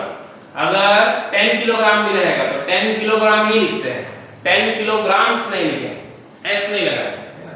तो वही चीज यहाँ पे बोल रहा है कि प्लूरल ही होगा, कभी भी जो प्लूरल फॉर्म होगा वैसा नहीं रहेगा। हम लोग उसको क्या करेंगे, सिर्फ एस नहीं लगाना है, उसको सिंगल में रखेंगे, ठीक है। उसके बाद सिंबल, फोर्थ पॉइंट क्या है, symbols for unit do not contain any full stop at the end of the recommended letter. For example 20 kg, not 20 kg, kg के बाद फुल स्टॉप नहीं होगा। मतलब अपन ने सिंबल लिखे, किसी यूनिट का सिंबल लिखते हैं हम लोग, सिंबल लिखने के बाद हम लोग को फुल स्टॉप नहीं देना, उसके बाद फुल स्टॉप नहीं होगा, ठीक है। समझ में आई है, चलो ये लिख लो यार फटाफट। तुम लोग लिखा है, दोनों लिखा है, कौन सा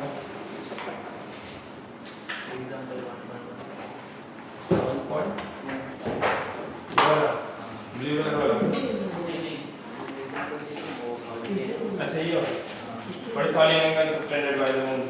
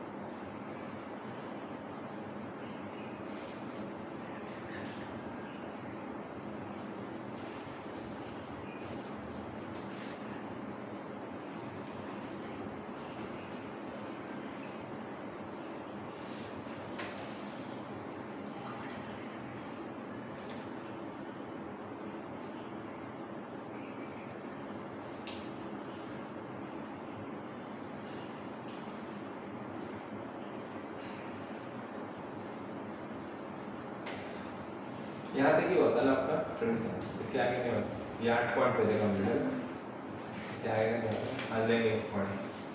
अभी थोड़ा एमसीक्यू भी लेने के लास्ट वाला ये वाला ना तो बोल वो भी ले लेंगे।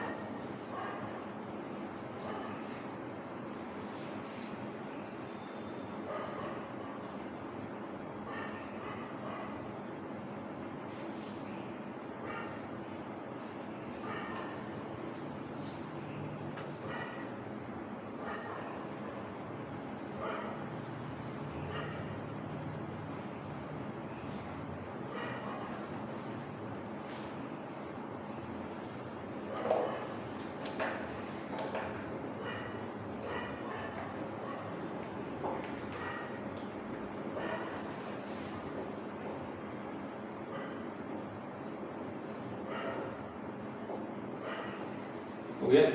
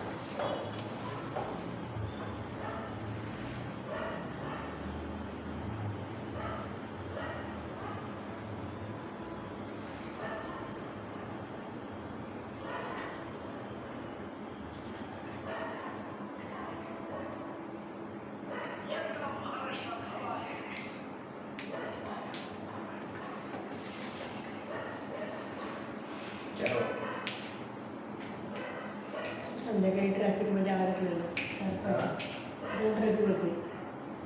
पाऊस पण कसा होता? ट्रॅफिक पण एवढी होती ना किलोमीटर चढले नंतर आता गेली कुठं? कोणत्या जागी? 4 फाटा. पावसामुळे ट्रॅफिक होते ना. पोलीस पण नव्हतो ना एक पण नाही.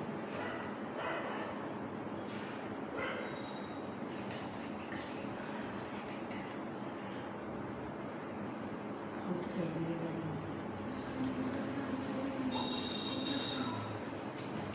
वो वाला सम बोल रहा था ना, वो वाला लेंगे पहले। एक या इसके पॉइंट कंप्लीट कर लेंगे पहले 8 तो 8 पॉइंट से कंप्लीट कर लेंगे, उसके बाद उसके ऊपर जाते हैं, फिर उसके बाद अपना ये ले लेते हैं। यहाँ पे बस राग आलेला कंटाळा.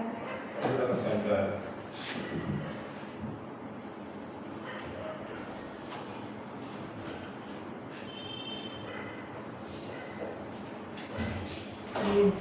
कार्यक्रम संपन्न झालेला आहे.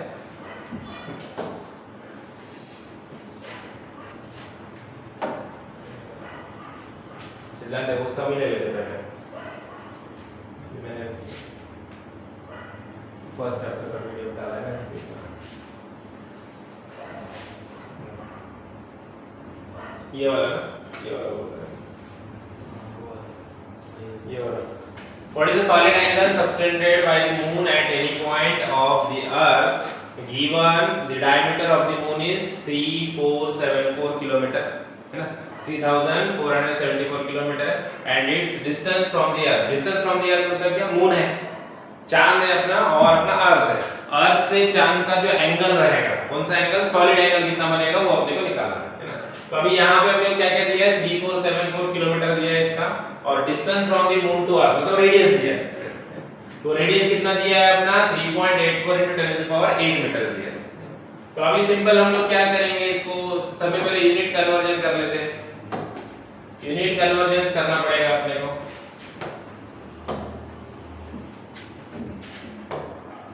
क्या क्या दिया है? इसका ये कितना दिया है डायमीटर?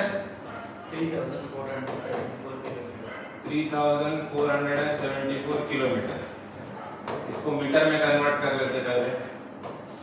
3474 × 10⁻³ या फिर 3.474 × 10⁻⁶ कर सकते हैं ना.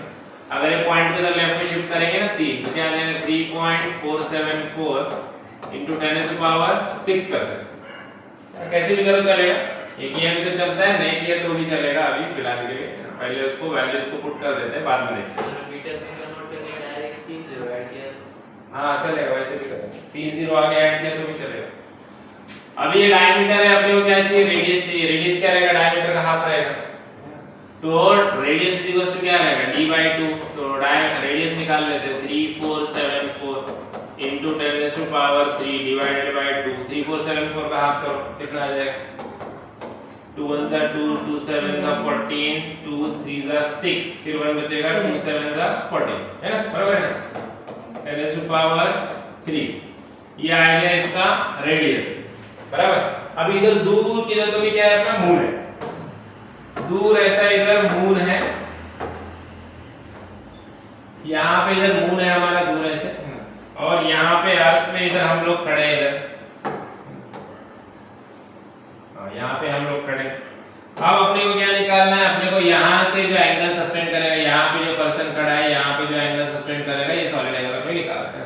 अब यहाँ से अपन देखेंगे तो अपने को मून कैसे दिख रहा है? अभी मान लो फुल मून है तो अपने क्या दिख रहा है? सर्कुलर डिस्क जैसा दिख रहा है. सर्कुलर डिस्क दिख रही है, क्योंकि डायमीटर बोला है ना. डायमीटर तभी आएगा जब पूरा मून दिखेगा. आधा भी इधर नहीं दिख रहा है, पूरा मून दिख रहा है, मतलब वो मून अपने को एक सर्कुलर डिस्क जैसा दिखेगा. अब सर्कुलर डिस्क का एरिया क्या होता है? πr², है ना. एरिया ऑफ मून A = क्या होगा? πr², मतलब सर्कल का एरिया. सिंपल. मून क्या दिख रहा है अपने को? सर्कल दिख रहा है. सर्कल का एरिया मतलब क्या होता है? πr², बराबर. तो πr² क्या हो गया? एरिया हो गया. और r क्या है? r इज, अब ये r की जगह कैपिटल R यूज करेंगे अपन. r is what? Capital R is what? The distance from the earth to the moon. अब ये एंगल भी सबटेंड किया, मतलब यहां से मून तक का जो डिस्टेंस है, ये क्या है? कैपिटल R है. ये क्या है? कैपिटल R है. रेडियस जो चाहिए ना अपने को, रेडियस अपन जो एंगल में बोल रहे हैं ना, रेडियस वो वाला, ठीक है। तो ये r आपने को कितना दिया है, कितना दिया distance between the moon and the earth, 3.84 into 10 raised to 8 meter. 3.84 into 10 to the power 8 metre, है ना। अब अपने को क्या निकालना है, कौन सा एंगल निकालना है, सॉलिड एंगल निकालना है। तो सॉलिड एंगल निकालने में क्या करेंगे, सिंपल अपने को फार्मूला है a/r², है ना। तो solid angle is equal to क्या होगा, a/r², मतलब a क्या है अपना pi into r² upon capital R²। Pi की वैल्यू अपने को पता है 3.14 या 22/7 ले लो, और r क्या है अपना, r ये है 1737 into 10 raised to power 3 इसका होल स्क्वायर अपॉन r कितना दिया, r ये दिया अपने को 3.84 into 10 raised to power 8 इसका होल स्क्वायर, इसका स्क्वायर कर देंगे। देखो ये क्या होगा, पावर के पावर में रहेगा तो क्या होता है, अपना जो इसका एक्सपोनेंट का रूल है ना, a raised to m whole raised to n रहेगा। तो क्या करते हैं हम लोग, a raised to m into n करते हैं, मल्टीप्लाई करते हैं। वैसे ही यहाँ पर 10 raised to 3 है, फिर raised to 2 है, तो 3 into 2 हो जाएगा, ठीक है। 3 into 2 कितना आ जाएगा, 6, और इसका स्क्वायर हो जाएगा। और यहाँ पे भी ये रहेगा 10, 8 into 2 क्या हो जाएगा, 8 to the 16 हो जाएगा, है ना। अब इसके लिए अपन इसको अगर देखो ये भी एक डिजिट के बाद पॉइंट है, यहाँ पे भी, यहाँ पे भी एक डिजिट के बाद पॉइंट दे देंगे ना, 10⁻6 कर देंगे इसको, तो आसान हो जाएगा। पावर के वैल्यूज कट जाएंगे, बाद में फिर अपने को मल्टीप्लिकेशन करने के लिए इजी हो जाएगा, ठीक है। तो अभी यहाँ पे देखो इसको कैसे लिखेंगे, ये जो है ना हमारा वैल्यू, ये वाले वैल्यू को हम लोग क्या करते हैं 10⁻6 के फॉर्म में लिख देंगे। 1 2 3 डिजिट लेफ्ट में लेते हैं, यहाँ पे पॉइंट दे देंगे 3 7, तो इधर क्या हो जाएगा 10⁻3 का 10⁻6 हो जाएगा।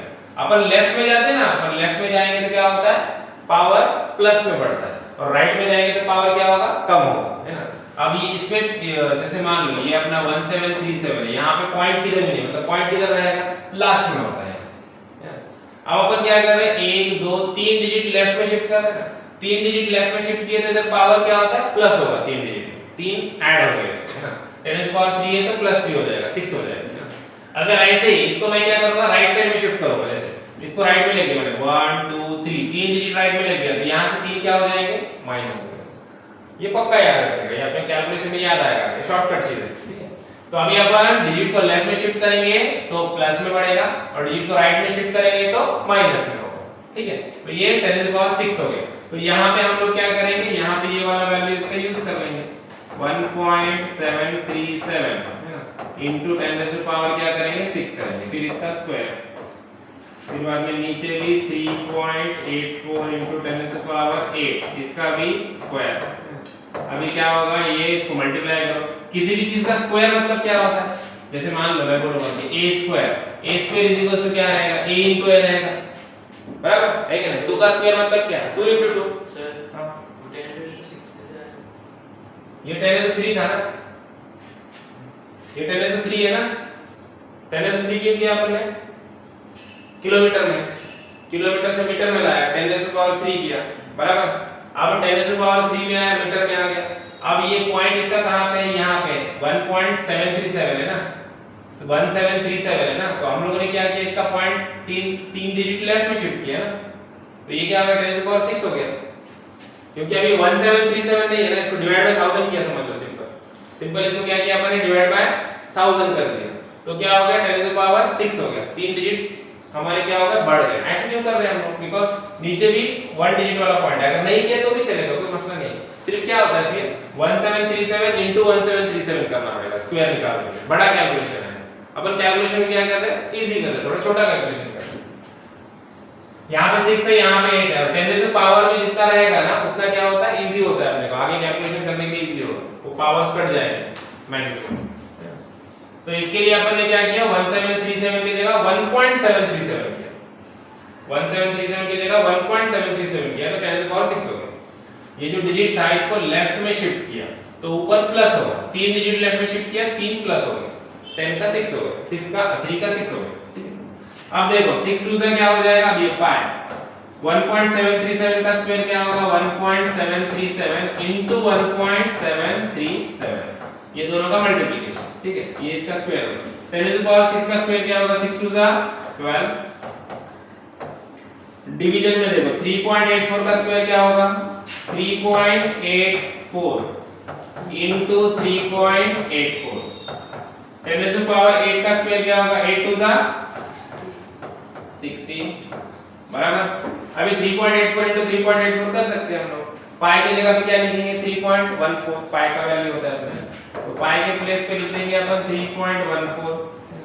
उसके बाद ये 1.737 into 1.737 into 10 raised to power 12 divided by 3.84 into 3.84 into 10 raised to power 16। अब बेटा ये सब मल्टीप्लिकेशन कर लेने का तीनों का, ये नीचे के तीनों का मल्टीप्लिकेशन कर लेने का। अपने पास लॉग टेबल भी होता है, लॉग का यूज करना है। लॉग टेबल का यूज करके ये वैल्यूज अपने को मिल जाता है, ठीक है। 10 raised to power 16 ये प्लस में है, ठीक है। इसको ऊपर लेके जाओ, कैसे रखेगा माइनस, पावर इसका माइनस हो जाएगा, क्या हो जाएगा 3.14 into 1.737 into 1.737 divided by 3.84 into 3.84 into देखो ऊपर क्या हो जाएगा 10 raised to power 12 है, 10 raised to power 16 ऊपर आएगा तो क्या होगा 10 raised to power -16 हो जाएगा। ये पता है डिवीजन में है, ऊपर आता तो क्या होता है पावर का साइन चेंज होता है। ये +16 है, ऊपर आ गया तो -16। अब यहाँ पे दोनों का बेस सेम है 10 10 है, तो ऊपर क्या होगा एडिशन है ना। ये अपना लॉ पता है ना a raised to m into a raised to n रहेगा तो क्या होता है a raised to m plus n है ना। लेकिन यहाँ पे -16 है तो क्या होगा माइनस है तो माइनस, प्लस है तो प्लस, अपन टेंशन नहीं लेंगे। तो 12 -16 क्या होगा -4 हो जाएगा, 10 raised to power -4 होगा। ये बाकी का कैलकुलेशन करेंगे, यहाँ से आंसर अपने को मिल जाएगा। अब ये जो कैलकुलेशन करने के लिए अपने पास लॉग टेबल होता है, लॉग टेबल का यूज करके आप इसका कैलकुलेशन इजीली कर सकते हैं। तो उतना भी हार्ड नहीं होगा, कैलकुलेशन इजीली कर सकते हैं। यहाँ पे किधर गया इसका आंसर, इधर वही किया। इसने कितने स्टेप में किया 2 स्टेप में।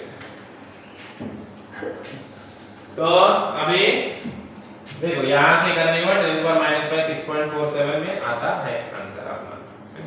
सर तुम्ही 10 raised to 3 घेतलं ना, तर आम्ही 0 टाकलं तर होतं ना 0 कुठं मीटर किलोमीटरचे मीटर मध्ये घाला. किलोमीटर मध्ये केलं त्याने किलोमीटर मध्ये केलं कन्वर्जन, त्याने मीटर मध्ये नाही ठेवलं।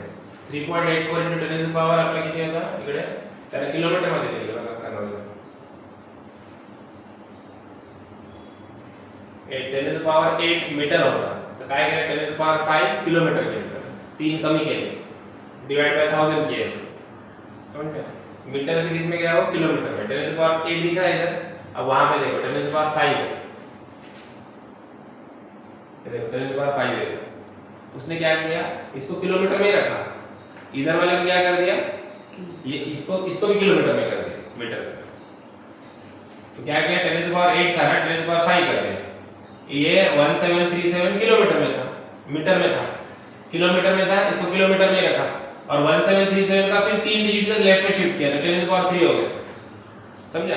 उसने पूरा कैलकुलेशन किसमें निकाला किलोमीटर में निकाला। अब अपन ने जो कैलकुलेशन किया उससे जो अपना आंसर आएगा वो 10 to the power -2 में आएगा। 6.425 अगर अपना आंसर आएगा ना, 6.425 into 10 to the power अपना क्या आएगा -2 आएगा, समझा। वो भी बराबर ना। हाँ आंसर बराबर है, यूनिट्स से चेंज होने से कोई प्रॉब्लम नहीं है, सेम यूनिट में रखना है। सिर्फ अपने को याद रखना है जब भी डिवीजन में आएगा तो दोनों यूनिट कैसे होने चाहिए सेम होने चाहिए। दोनों यूनिट सेम रहेंगे तो कट हो जाएगा। मे भी ऊपर वाला मीटर नीचे वाला मीटर चाहिए, ऊपर वाला किलोमीटर नीचे वाला भी किलोमीटर चाहिए, ऊपर वाला भी सेंटीमीटर नीचे वाला भी सेंटीमीटर चाहिए। और डिवीजन में रहेंगे तो दोनों यूनिट क्या होंगे कैंसिल हो जाएंगे। तो इसके लिए रेशो रहेगा तो यूनिट चेंज करते भी हैं, अपन कोई भी यूनिट यूज करते तो कोई फर्क नहीं पड़ता है, ऐसा यूनिट का ही होना जरूरी नहीं है।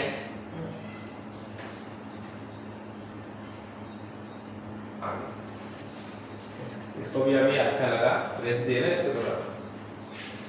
तो देखो फिफ्थ वाला पॉइंट अपना क्या दिया है, the unit of physical quantities in a numerator and denominator should be written as 1 ratio. For example, the SI unit of acceleration is meter per second square or meter per second raised to -2. But not metre per second ऐसे नहीं लिखना है। अगर एक ही ratio में लिखना है, कोई भी यूनिट रहेगा ना उसको एक ही रेशो में लिखना है, एक से ज्यादा रेशो में नहीं लिखना है आपको। जैसे कि यहाँ पे मान लो, जैसे कि अगर यहाँ पे आएगा ऐसे, सपोज मान लो अपना वेलोसिटी का जो यूनिट होता है तो अपने को सिंपल पता है मीटर पर सेकंड होता है, बराबर। एक्सेलरेशन इज इक्वल टू क्या होता है, वेलोसिटी अपॉन टाइम, मतलब मीटर पर सेकंड इसका वेलोसिटी का यूनिट, और टाइम किस में गिन रहे, सेकंड में। तो ऐसे नहीं लिखना जैसे मैंने लिखा है, मीटर पर सेकंड नहीं लिखना। रेशो कैसा होना चाहिए, एक न्यूमरेटर एक डिनोमिनेटर होना चाहिए, बस एक न्यूमरेटर डिनोमिनेटर, फिर वापस न्यूमरेटर नहीं चाहिए, है ना। दो रेशो नहीं चाहिए, ऐसा चाहिए सिर्फ न्यूमरेटर और डिनोमिनेटर चाहिए। तो इसके नीचे कुछ नहीं होता है 1, तो इसको ऊपर लेके जाके क्या करेंगे अपन, उल्टा कर देंगे, इनटू 1/s हो जाएगा, रेसिप्रोकल हो जाएगा, है ना। तो सेकंड इनटू सेकंड क्या होगा, मीटर पर सेकंड स्क्वायर हो जाएगा, है ना। या फिर सेकंड स्क्वायर को ऊपर ले लोगे तो क्या होगा, मीटर सेकंड रेज़ टू -2, है ना। ये +2 है, ऊपर गया तो माइनस, तो इसको ऐसे लिख सकते हैं, ऐसे लिख सकते हैं। ये नहीं लिखना है, ऐसे लिखना है क्या, नहीं लिखना, वही होता है। सो एक ही रेशो में लिखना है, एक न्यूमरेटर और दूसरा डिनोमिनेटर, उसके अलावा और कोई रेशो अपने को नहीं करना है, ठीक है। उसके बाद देखो, use of combination of unit and symbols for unit is avoided when physical quantity is expressed by combination of two, for example unit of joule per KG degree Kelvin is correct while the joule per KG Kelvin is not correct. Combination of unit जब use कर रहे हो, देखो जे जो है ना, यहाँ पे स्मॉल जे यूज करना है, कैपिटल जे नहीं यूज करना है, कॉम्बिनेशन ऑफ यूनिट यूज कर रहे हैं, तो उस टाइम पे अपने को क्या करना है, ये ऐसे नहीं कर रहे, तो पूरा जूल पूरा लिखा है, पूरा लिखने की जरूरत है क्या, नहीं, सिंबल देना है, खाली सिंबल्स का यूज करना है, सिंबल्स ही यूज करना है, फुल नेम का यूज नहीं करना है। A prefix symbol is used before the symbol of the unit. The prefix symbol and the unit symbol constitute a new symbol for the unit, which can be raised to a positive or negative power of 10. अब prefix symbol और ये जो हम use करते हैं 10 power में use करते हैं ना रेज में, वैसे ही अपने को यूज करते हैं मीटर स्क्वायर, है ना। जैसे कि अभी अपन ने लिया ना यूनिट इसका एक्सेलरेशन का, मीटर पर सेकंड स्क्वायर, तो सेकंड के पावर में जो आ रहा है, तो वही हमारा क्या होता है, उसको उसी को डायमेंशन भी बोलते हैं। तो उसके पावर में जो वैल्यूज आ रही है वही वैल्यूज अपने को यूज करना है। Prefix symbol is used for before the symbol of the unit. Thus, prefix symbol and unit symbol constitute a new symbol for the unit, which can be raised to a positive or negative power of 10. 10 के power में लेके हम लोग उसको कर सकते हैं ऐसे।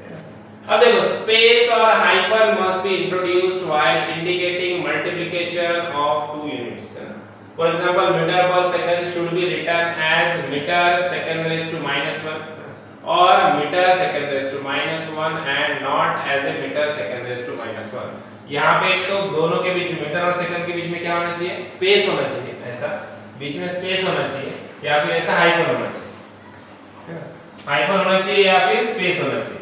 ऐसे डायरेक्ट बिना स्पेस के नहीं लिखना है, बिना स्पेस के नहीं लिखना, मीटर सेकंड दोनों साथ में नहीं लिखना, क्योंकि ms मतलब मिली सेकंड भी हो सकता है, उसका अलग ही मीनिंग हो जाएगा, उसका एक अलग ही यूनिट बन जाएगा, नया मीनिंग बन जाएगा उसका। तो इसके लिए वैसे नहीं लिखना है जैसे अपने को दिया है ऐसे, तो metre second raise to minus होने से बीच में स्पेस होना चाहिए, या फिर बीच में हाइफन दे दो ऐसा, ये सबसे बेस्ट।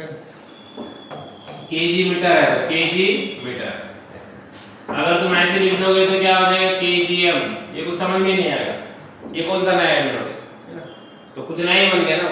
तो उसको क्या लिखना है अपने को, बीच में हाइफन देना, तो हाइफन देना जरूरी है, हाइफन दोगे तो वो अपने को करेक्टली समझ में आएगा, ठीक है। तो बस इतना ही लेंगे आज के लिए। अभी कुछ हम लोग ये देखेंगे, एमसीक्यूज देखेंगे, पहले ये लिख लो।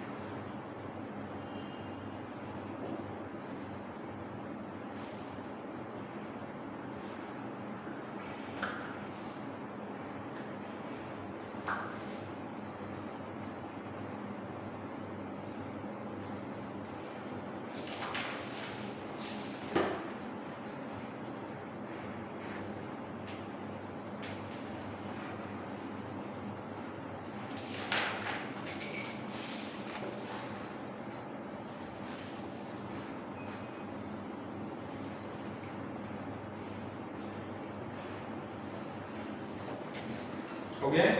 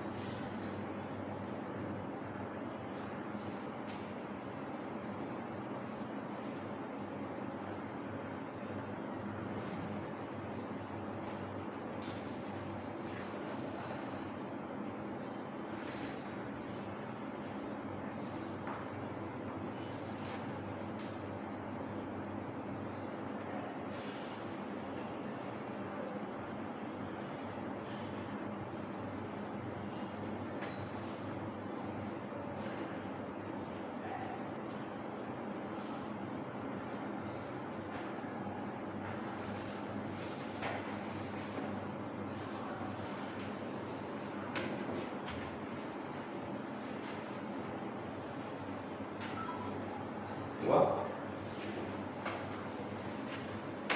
हो गए?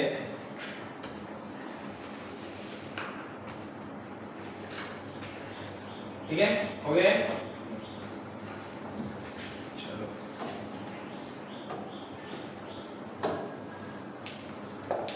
चलो थोड़ा किधर से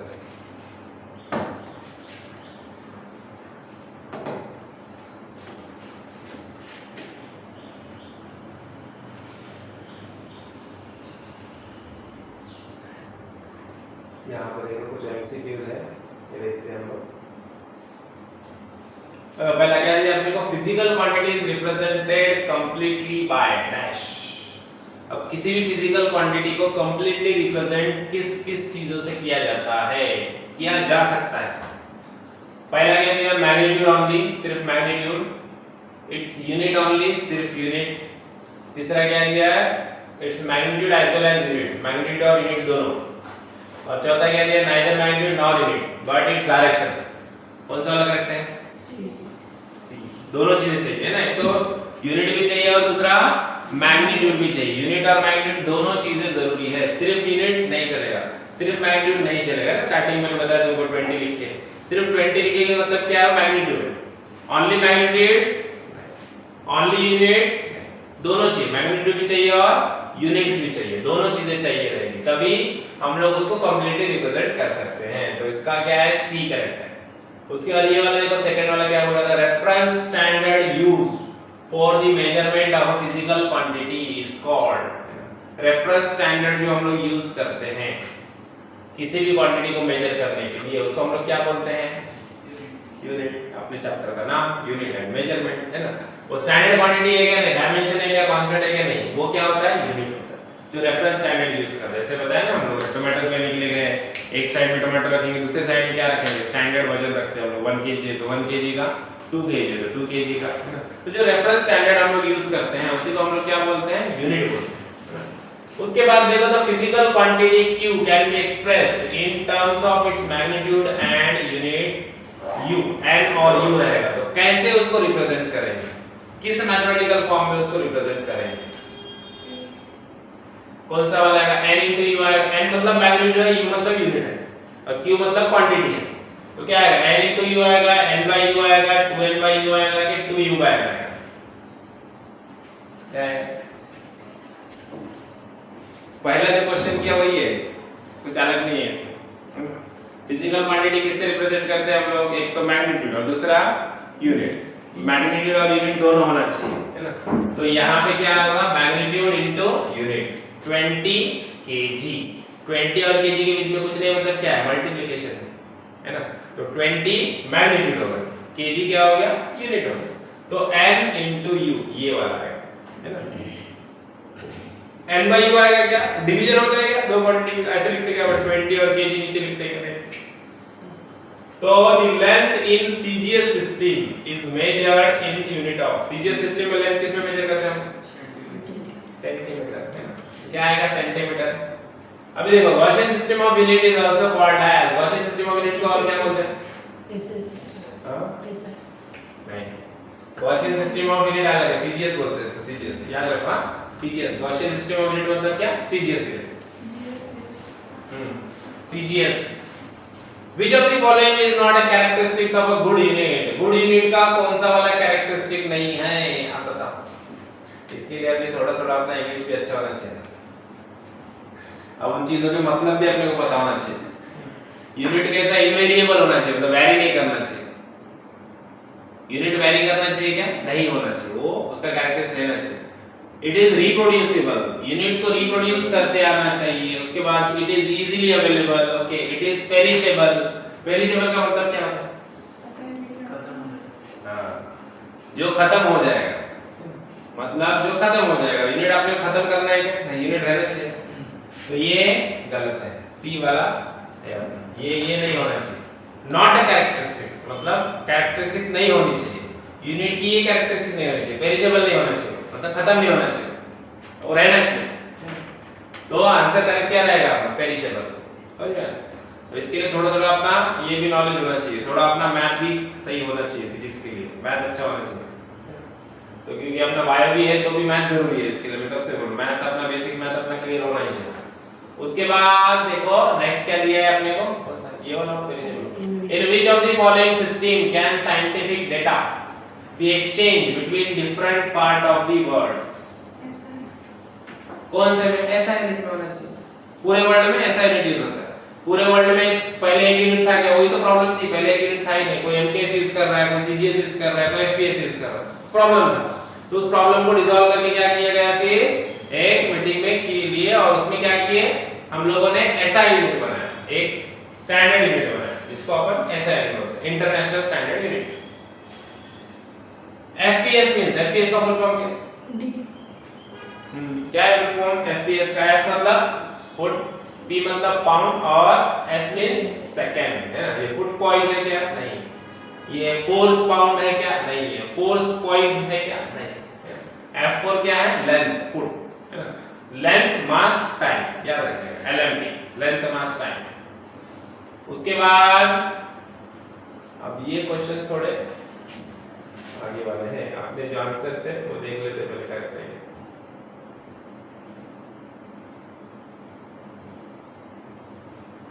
कौन से आंसर थे, कैसे पता चलेगा अपने को?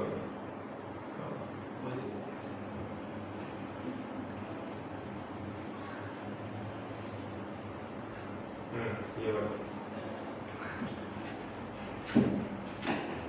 नोट करो, C D A B D C D D, note करो। कौन से ना वो तो पूरा इतना इजी नहीं आएगा, बेसिक है ना, ये बेसिक है। धीरे धीरे आदत करनी पड़ेगी ना आपने। ऐसे डायरेक्टली तुम बोलोगे डायरेक्ट अपन नीट का क्वेश्चन सॉल्व करेंगे, ऐसे बेसिक से जाना है ना आपने। बेसिक क्वेश्चंस लेंगे पहले, फिर बाद में जाएंगे आगे बढ़ेंगे। ये चेक करो करेक्ट है।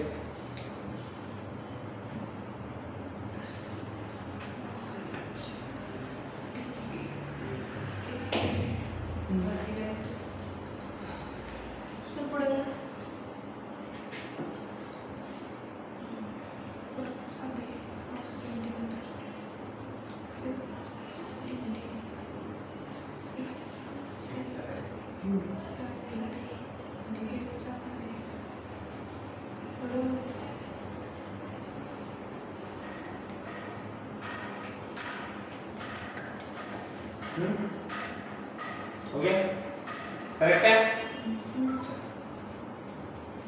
मुझे पता था।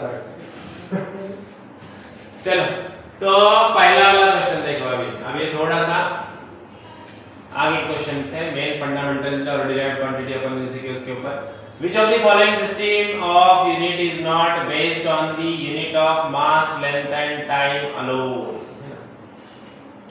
मास लेंथ एंड टाइम अलोन मतलब सिर्फ मास लेंथ और टाइम के ऊपर कौन सा नहीं बनाया गया है। मास लेंथ और टाइम के ऊपर कौन सा यूनिट था, एमकेएस मास लेंथ टाइम पे था, सीजीएस भी मास लेंथ टाइम पे था, एफपीएस भी मास लेंथ और टाइम पे था। ऐसा यूनिट था क्या इसके ऊपर, ऐसा यूनिट में बाकी के भी फंडामेंटल क्वांटिटीज आते हैं ना। तो ऐसा है सिस्टम ऑफ यूनिट जो हमारा इंटरनेशनल स्टैंडर्ड यूनिट जो है वो एम मास लेंथ और टाइम इन क्वांटिटीज के ऊपर बनाया गया है क्या, नहीं, उसका अलग बेस है, ठीक है। उसके बाद देखो फिजिकल, तो करेक्ट आंसर क्या रहेगा अपना ए रहेगा, ऐसा है ना। उसके बाद सेकंड देखो physical quantity which do not depend on any other physical quantity for their measurement is called as, क्या बोलते हैं इसको, फंडामेंटल क्वांटिटी। जो दूसरे के ऊपर डिपेंड नहीं रहता है वो फंडामेंटल क्वांटिटी, इंडिपेंडेंट है ना, do not depend on other quantity that is fundamental quantity. तो आंसर क्या रहेगा इसका ए। उसके बाद देखो which of the following is not a derived quantity. अब इसमें से कौन सा डिराइव्ड क्वांटिटी नहीं है बताना। हां intensity of electric field derived quantity नहीं है, मतलब वो क्या होना चाहिए, फंडामेंटल क्वांटिटी होनी चाहिए। तो इसमें से कौन सा फंडामेंटल क्वांटिटी है, टाइम है, टाइम है, टाइम इज फंडामेंटल क्वांटिटी ना। डिराइव्ड क्वांटिटी नहीं होना चाहिए बोला उसने ऐसा डायरेक्ट नहीं पूछा which of the following is a fundamental quantity. इसका क्या होगा, not a derived quantity. Derived quantity नहीं है मतलब क्या है, फंडामेंटल क्वांटिटी है। तो यहां पे क्या आएगा, टाइम आएगा, time is a fundamental quantity है ना। तो टाइम करेक्ट आंसर रहेगा अपना फंडामेंटल क्वांटिटी। उसके बाद देखो unit of angular acceleration in the SI system is, अब unit of angular acceleration, angular acceleration क्या होता है, एंगुलर नहीं पता ना, एंगुलर और लीनियर सेम होता है, सिर्फ रेडियन आएगा वहां पे, देखो angular acceleration is equal to क्या रहेगा, एंगुलर एक्सेलरेशन को अल्फा से डिनोट करते हैं। अब ये अपना लीनियर एक्सेलरेशन, लीनियर एक्सेलरेशन क्या होता है, वेलोसिटी अपॉन टाइम बराबर। तो इसका ऐसा यूनिट क्या हो जाता है, मीटर पर सेकंड स्क्वायर, ठीक है। Angular acceleration is equal to क्या होता है, एंगुलर वेलोसिटी जिसको ओमेगा से डिनोट करते हैं अपॉन टाइम।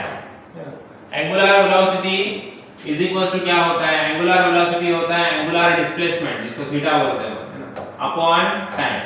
थीटा हम लोग मेजर करते हैं किसमें, थीटा मेजर करते हैं डिग्री में, और दूसरा यूनिट क्या है उसका, रेडियन, डिग्री और रेडियन है ना। तो इसका ऐसा यूनिट क्या रहेगा, रेडियन पर सेकंड है ना।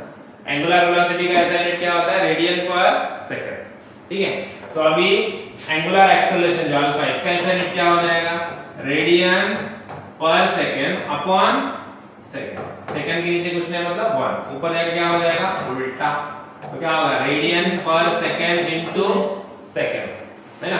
तो क्या हो जाएगा रेडियन पर सेकंड स्क्वायर है ना, या फिर इसको ऐसे लिख सकते हो आप, radian second raise to minus, समझ गए। Linear velocity metre per second, angular velocity radian per second. Angular velocity में क्या आएगा, एंगुलर डिस्प्लेसमेंट। एंगल हम लोग किस में गिनते हैं, डिग्री में और रेडियन में। तो हम लोग को किस में याद रखना है, रेडियन में। ऐसा यूनिट क्या है, रेडियन। तो एंगुलर वेलोसिटी का ऐसा यूनिट क्या है, radian per second. Angular acceleration क्या होगा, एंगुलर वेलोसिटी अपॉन टाइम, मतलब रेडियन पर सेकंड स्क्वायर है ना। तो रेडियन पर सेकंड स्क्वायर होगा। अब देखो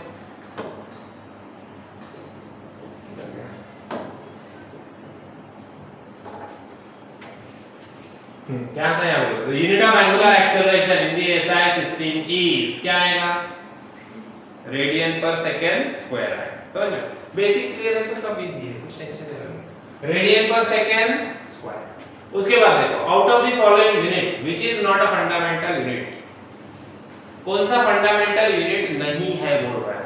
फंडामेंटल नहीं है मतलब क्या होना चाहिए, डिराइव होना चाहिए। अब फंडामेंटल क्वांटिटी कौन से है आपने, इसमें देखो न्यूटन, न्यूटन किसका यूनिट है? फोर्स, फोर्स का ऐसा यूनिट है न्यूटन। फोर्स फंडामेंटल क्वांटिटी है क्या? डिराइव्ड क्वांटिटी, वही आंसर। दूसरा वाला देखो सेकंड, सेकंड क्या है? टाइम का यूनिट है, टाइम फंडामेंटल क्वांटिटी है। पाउंड मतलब क्या है? मास है ना? एफईएस सिस्टम देखिए, पाउंड क्या है? मास है, मास फंडामेंटल क्वांटिटी है। उसके बाद किलोग्राम, केजी, ये भी किसका यूनिट है? मास का, ये भी फंडामेंटल क्वांटिटी है। ये जो फोर्स है न्यूटन, वो फंडामेंटल क्वांटिटी नहीं है। समझ गए? कभी कभी क्या होता है अपने को ये नहीं पता न्यूटन किसका यूनिट है, आगे पता ही चल जाएगा, लेकिन किसका यूनिट है ये अपने को नहीं पता, तो क्या करने का? बाकी के ऑप्शन देखने का। सही नहीं समझ में आ रहा है तो जो गलत है उनको कट करो, तो सही अपने आप समझ में आ जाएगा, जो बचा वो सही है ना। तो करेक्ट आंसर क्या रहेगा अपना? ए। उसके बाद देखो which of the following is not a derived unit, इसमें से कौन सा डिराइव्ड यूनिट नहीं है? मोल फंडामेंटल यूनिट है, अमाउंट ऑफ सब्सटेंस, मोल है ना। उसके बाद temperature can be express as a derived quantity in terms of, temperature can be express derived quantity in terms of, क्या बोला? Length and mass, mass and time, length mass and time, neither length mass and time. Temperature को derived unit हम लोग कब बोल सकते हैं, किस के फॉर्म में एक्सप्रेस करेंगे तब बोलेंगे, है ना। तो लेंथ मास और टाइम को हटा देना पड़ेगा अपने को, एलएमटी अगर हम लोग हटा देंगे तो वो क्या हो जाएगा? डिराइव्ड यूनिट हम लोग उसको बोल सकते हैं, डिराइव्ड क्वांटिटी उसको बोल सकते हैं, क्योंकि अपना जो बेस है वो क्या है? एलएमटी है, लेंथ मास और टाइम। अगर उसको अगर हम लोग नहीं कंसीडर कर रहे हैं, किसी और को फंडामेंटल कंसीडर कर रहे हैं, है ना, तो फिर टेम्परेचर क्या हो जाएगा अपना? डिराइव्ड क्वांटिटी हो जाएगा, है ना। लेंथ मास और टाइम के फॉर्म में नहीं कंसीडर कर रहे, तो आंसर क्या रहेगा अपना? Neither length mass and time, है ना। लेंथ मास और टाइम तीनों भी नहीं चाहिए, तब वो डिराइव्ड क्वांटिटी अपन उसको बोल सकते हैं, एलएमटी नहीं रहेगा, है ना। The unit of permittivity of free space epsilon, है ना, इसको क्या बोलते हैं? एप्सिलॉन नॉट, है ना। एप्सिलॉन नॉट इज, अब इसका यूनिट चाहिए अपने को, एप्सिलॉन नॉट का क्या है? अभी तुमको आगे समझ में आएगा, 11th तुम आगे पढ़ोगे ना। अभी जो दूसरा पार्ट है ना, करंट इलेक्ट्रिसिटी हो गया, इलेक्ट्रोमैग्नेटिज्म वगैरह, वो वाले जो चैप्टर्स हो गए ना, उसमें ये सब क्वांटिटीज है, तो वहां पे क्वांटिटीज आएंगे तो उसकी यूनिट भी तुमको अपने आप पता चल जाएगी, ठीक है। तो इसका जो यूनिट है वो कूलम स्क्वायर पर न्यूटन मीटर स्क्वायर, डी वाला आंसर है इसका करेक्ट, ठीक है। कूलम स्क्वायर पर न्यूटन मीटर स्क्वायर है, जब वो आएगा तो आपको समझ में आएगा अच्छे से, क्योंकि ये सब तुमको चैप्टर जो चैप्टर है अपना करंट वाले जो चैप्टर है ना, वो स्टार्ट होंगे तो वहां पे क्वांटिटीज आएंगे, ये क्वांटिटीज आएंगे, उनकी यूनिट्स भी आएंगे, तो अपने आप याद हो जाएगा, ठीक है। तो कूलम स्क्वायर पर न्यूटन मीटर स्क्वायर, ये इसका आंसर रहेगा। उसके बाद देखो 9th वाला, the unit for nuclear dose given to a patient is, nuclear dose है, dose, nuclear dose given to a patient is, इसका क्या होता है? अब ये भी तुम लोग को हुआ है कि ये जब होगा तो पता चलेगा, ठीक है। तो इसका भी करेक्ट आंसर जो है ना अपना वो डी है, डी है करेक्ट आंसर। देखो volt per metre is a unit of, अच्छा वोल्ट पर मीटर किसका यूनिट है? वोल्ट पर मीटर किसका यूनिट है? वोल्टेज पर यूनिट लेंथ, वो भी क्या होता है? इलेक्ट्रिक इंटेंसिटी होता है, इलेक्ट्रिक इंटेंसिटी, वो भी डी का यूनिट है। पोटेंशियल तो नहीं होता, पोटेंशियल तो देखो अब तुमको करेक्ट आंसर नहीं पता है, तुम जो गलत है उसको गलत करो, करेक्ट आंसर नहीं पता आपने को, वोल्ट पर मीटर बोला, पोटेंशियल डिफरेंस का यूनिट क्या है? वोल्ट है, ये नहीं हो सकता, गलत हो गया। फोर्स का यूनिट क्या है? न्यूटन है, ये तो है ही नहीं, इसको छोड़ दो। वर्क डन का यूनिट क्या है? जूल्स है, न्यूटन मीटर या जूल्स है, ये भी नहीं, ये भी नहीं, ये भी नहीं, ये भी नहीं, तो क्या बचा? इलेक्ट्रिक इंटेंसिटी बचा।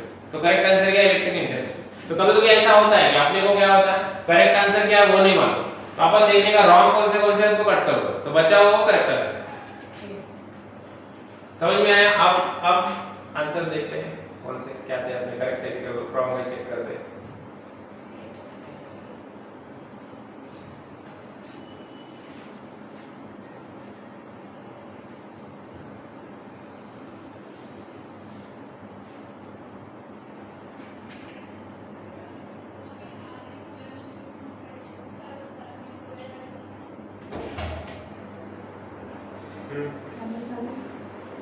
झालं ना लेक्चर की अमृता मॅडम आले, त्यांना लंच बोलायचं. ठीक है, देखो चेक करो आंसर, नोट करो।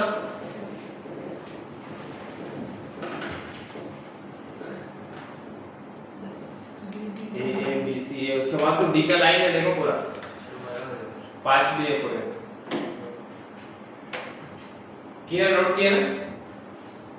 अब चेक कर।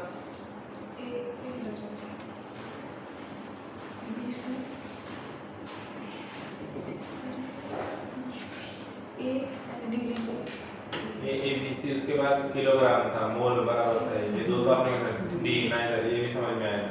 ये 8 वाला नहीं समझ में आया था ना, वो आगे समझ में आया था, 8 और 9 वाला फ्रंटेज है, आगे जैसा अपना सिलेबस पढ़ेंगे समझ में आएगा तुम्हें।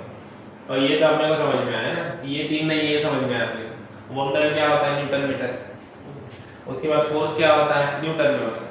और पोटेंशियल डिफरेंस किसमें? वोल्ट में। लेकिन ये वोल्ट मीटर पूछा है, मतलब यही बचा, इलेक्ट्रिक इंटेंसिटी है ना, ऐसा। अभी धीरे धीरे क्या होगा पता है क्या? धीरे धीरे जैसे सिलेबस बढ़ेगा तो बहुत सारी चीजें तुमको समझ में आएंगी, बहुत सारी चीजें तुमको खुद से आएंगी, ऐसे सिलेबस बढ़ेगा। तो अब इतना टेंशन नहीं लेने का, और धीरे धीरे स्टेप वाइज आगे बढ़ना है। और क्या है, सब में पहले तो ये दिमाग से निकाल लो कि ये बहुत ज्यादा हार्ड है, बहुत ज्यादा डिफिकल्ट है, ऐसा नहीं है। ये सारी चीजें तुम्हारे ऊपर डिपेंड है, तुम कितना मेहनत करते हो, वो सबसे ज्यादा इंपॉर्टेंट है।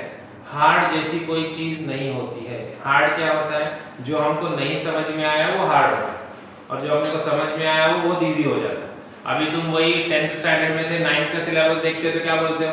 अरे ये तो कितना इजी था एकदम, है ना, कितना इजी है बोलोगे। अभी तुम्हारे कोई छोटे भाई बहन रहेंगे, उसको तुम 8th स्टैंडर्ड का 7th स्टैंडर्ड का सिलेबस पढ़ाओगे, तुम क्या बोलोगे? अरे एकदम इजी है, क्या तुम्हें कितनी इजी है। क्यों बोल रहे हैं ऐसे इजी? बिकॉज वो तुमको आता है। तो जो तुमको आता है वो बहुत इजी होता है, और जो तुमको नहीं आता है वो हार्ड होता है। अब तुम 11th स्टैंडर्ड में हो, आप हार्ड देख रहे हो क्वेश्चन, तुम बोलते अरे बहुत हार्ड है। हार्ड क्यों है? क्योंकि नहीं आता है ना। तो जो नहीं आता है वो हार्ड होता है, हार्ड जैसी कोई चीज होती नहीं है। तो अब जो नहीं आता है तो उसको आना चाहिए अपने को, उसको आसान करना है। जो हार्ड है उसको आसान करना है, मतलब क्या? जो नहीं आता है वो आना चाहिए। तो उसके लिए क्या है? प्रैक्टिस करो, लेक्चर्स अटेंड करो प्रॉपर्ली जो बोला गया वो करो, खुद से प्रैक्टिस करो, पढ़ाई करो, तो वो क्या हो जाएगा? जो अपने को नहीं आता है फिर आने लगेगा, तो अपने आप इजी हो जाएगा, है ना। तो हार्ड जैसी कोई चीज होती ही नहीं, तो दिमाग से निकाल दो, ठीक है। पढ़ाई करेंगे, मेहनत करेंगे और अच्छे मार्क्स लेंगे, और अच्छा जगह पे अच्छा स्कोर करोगे, अच्छी जगह पे नंबर लगेगा, ठीक है। चलो ज्वाइन करते हैं अपन।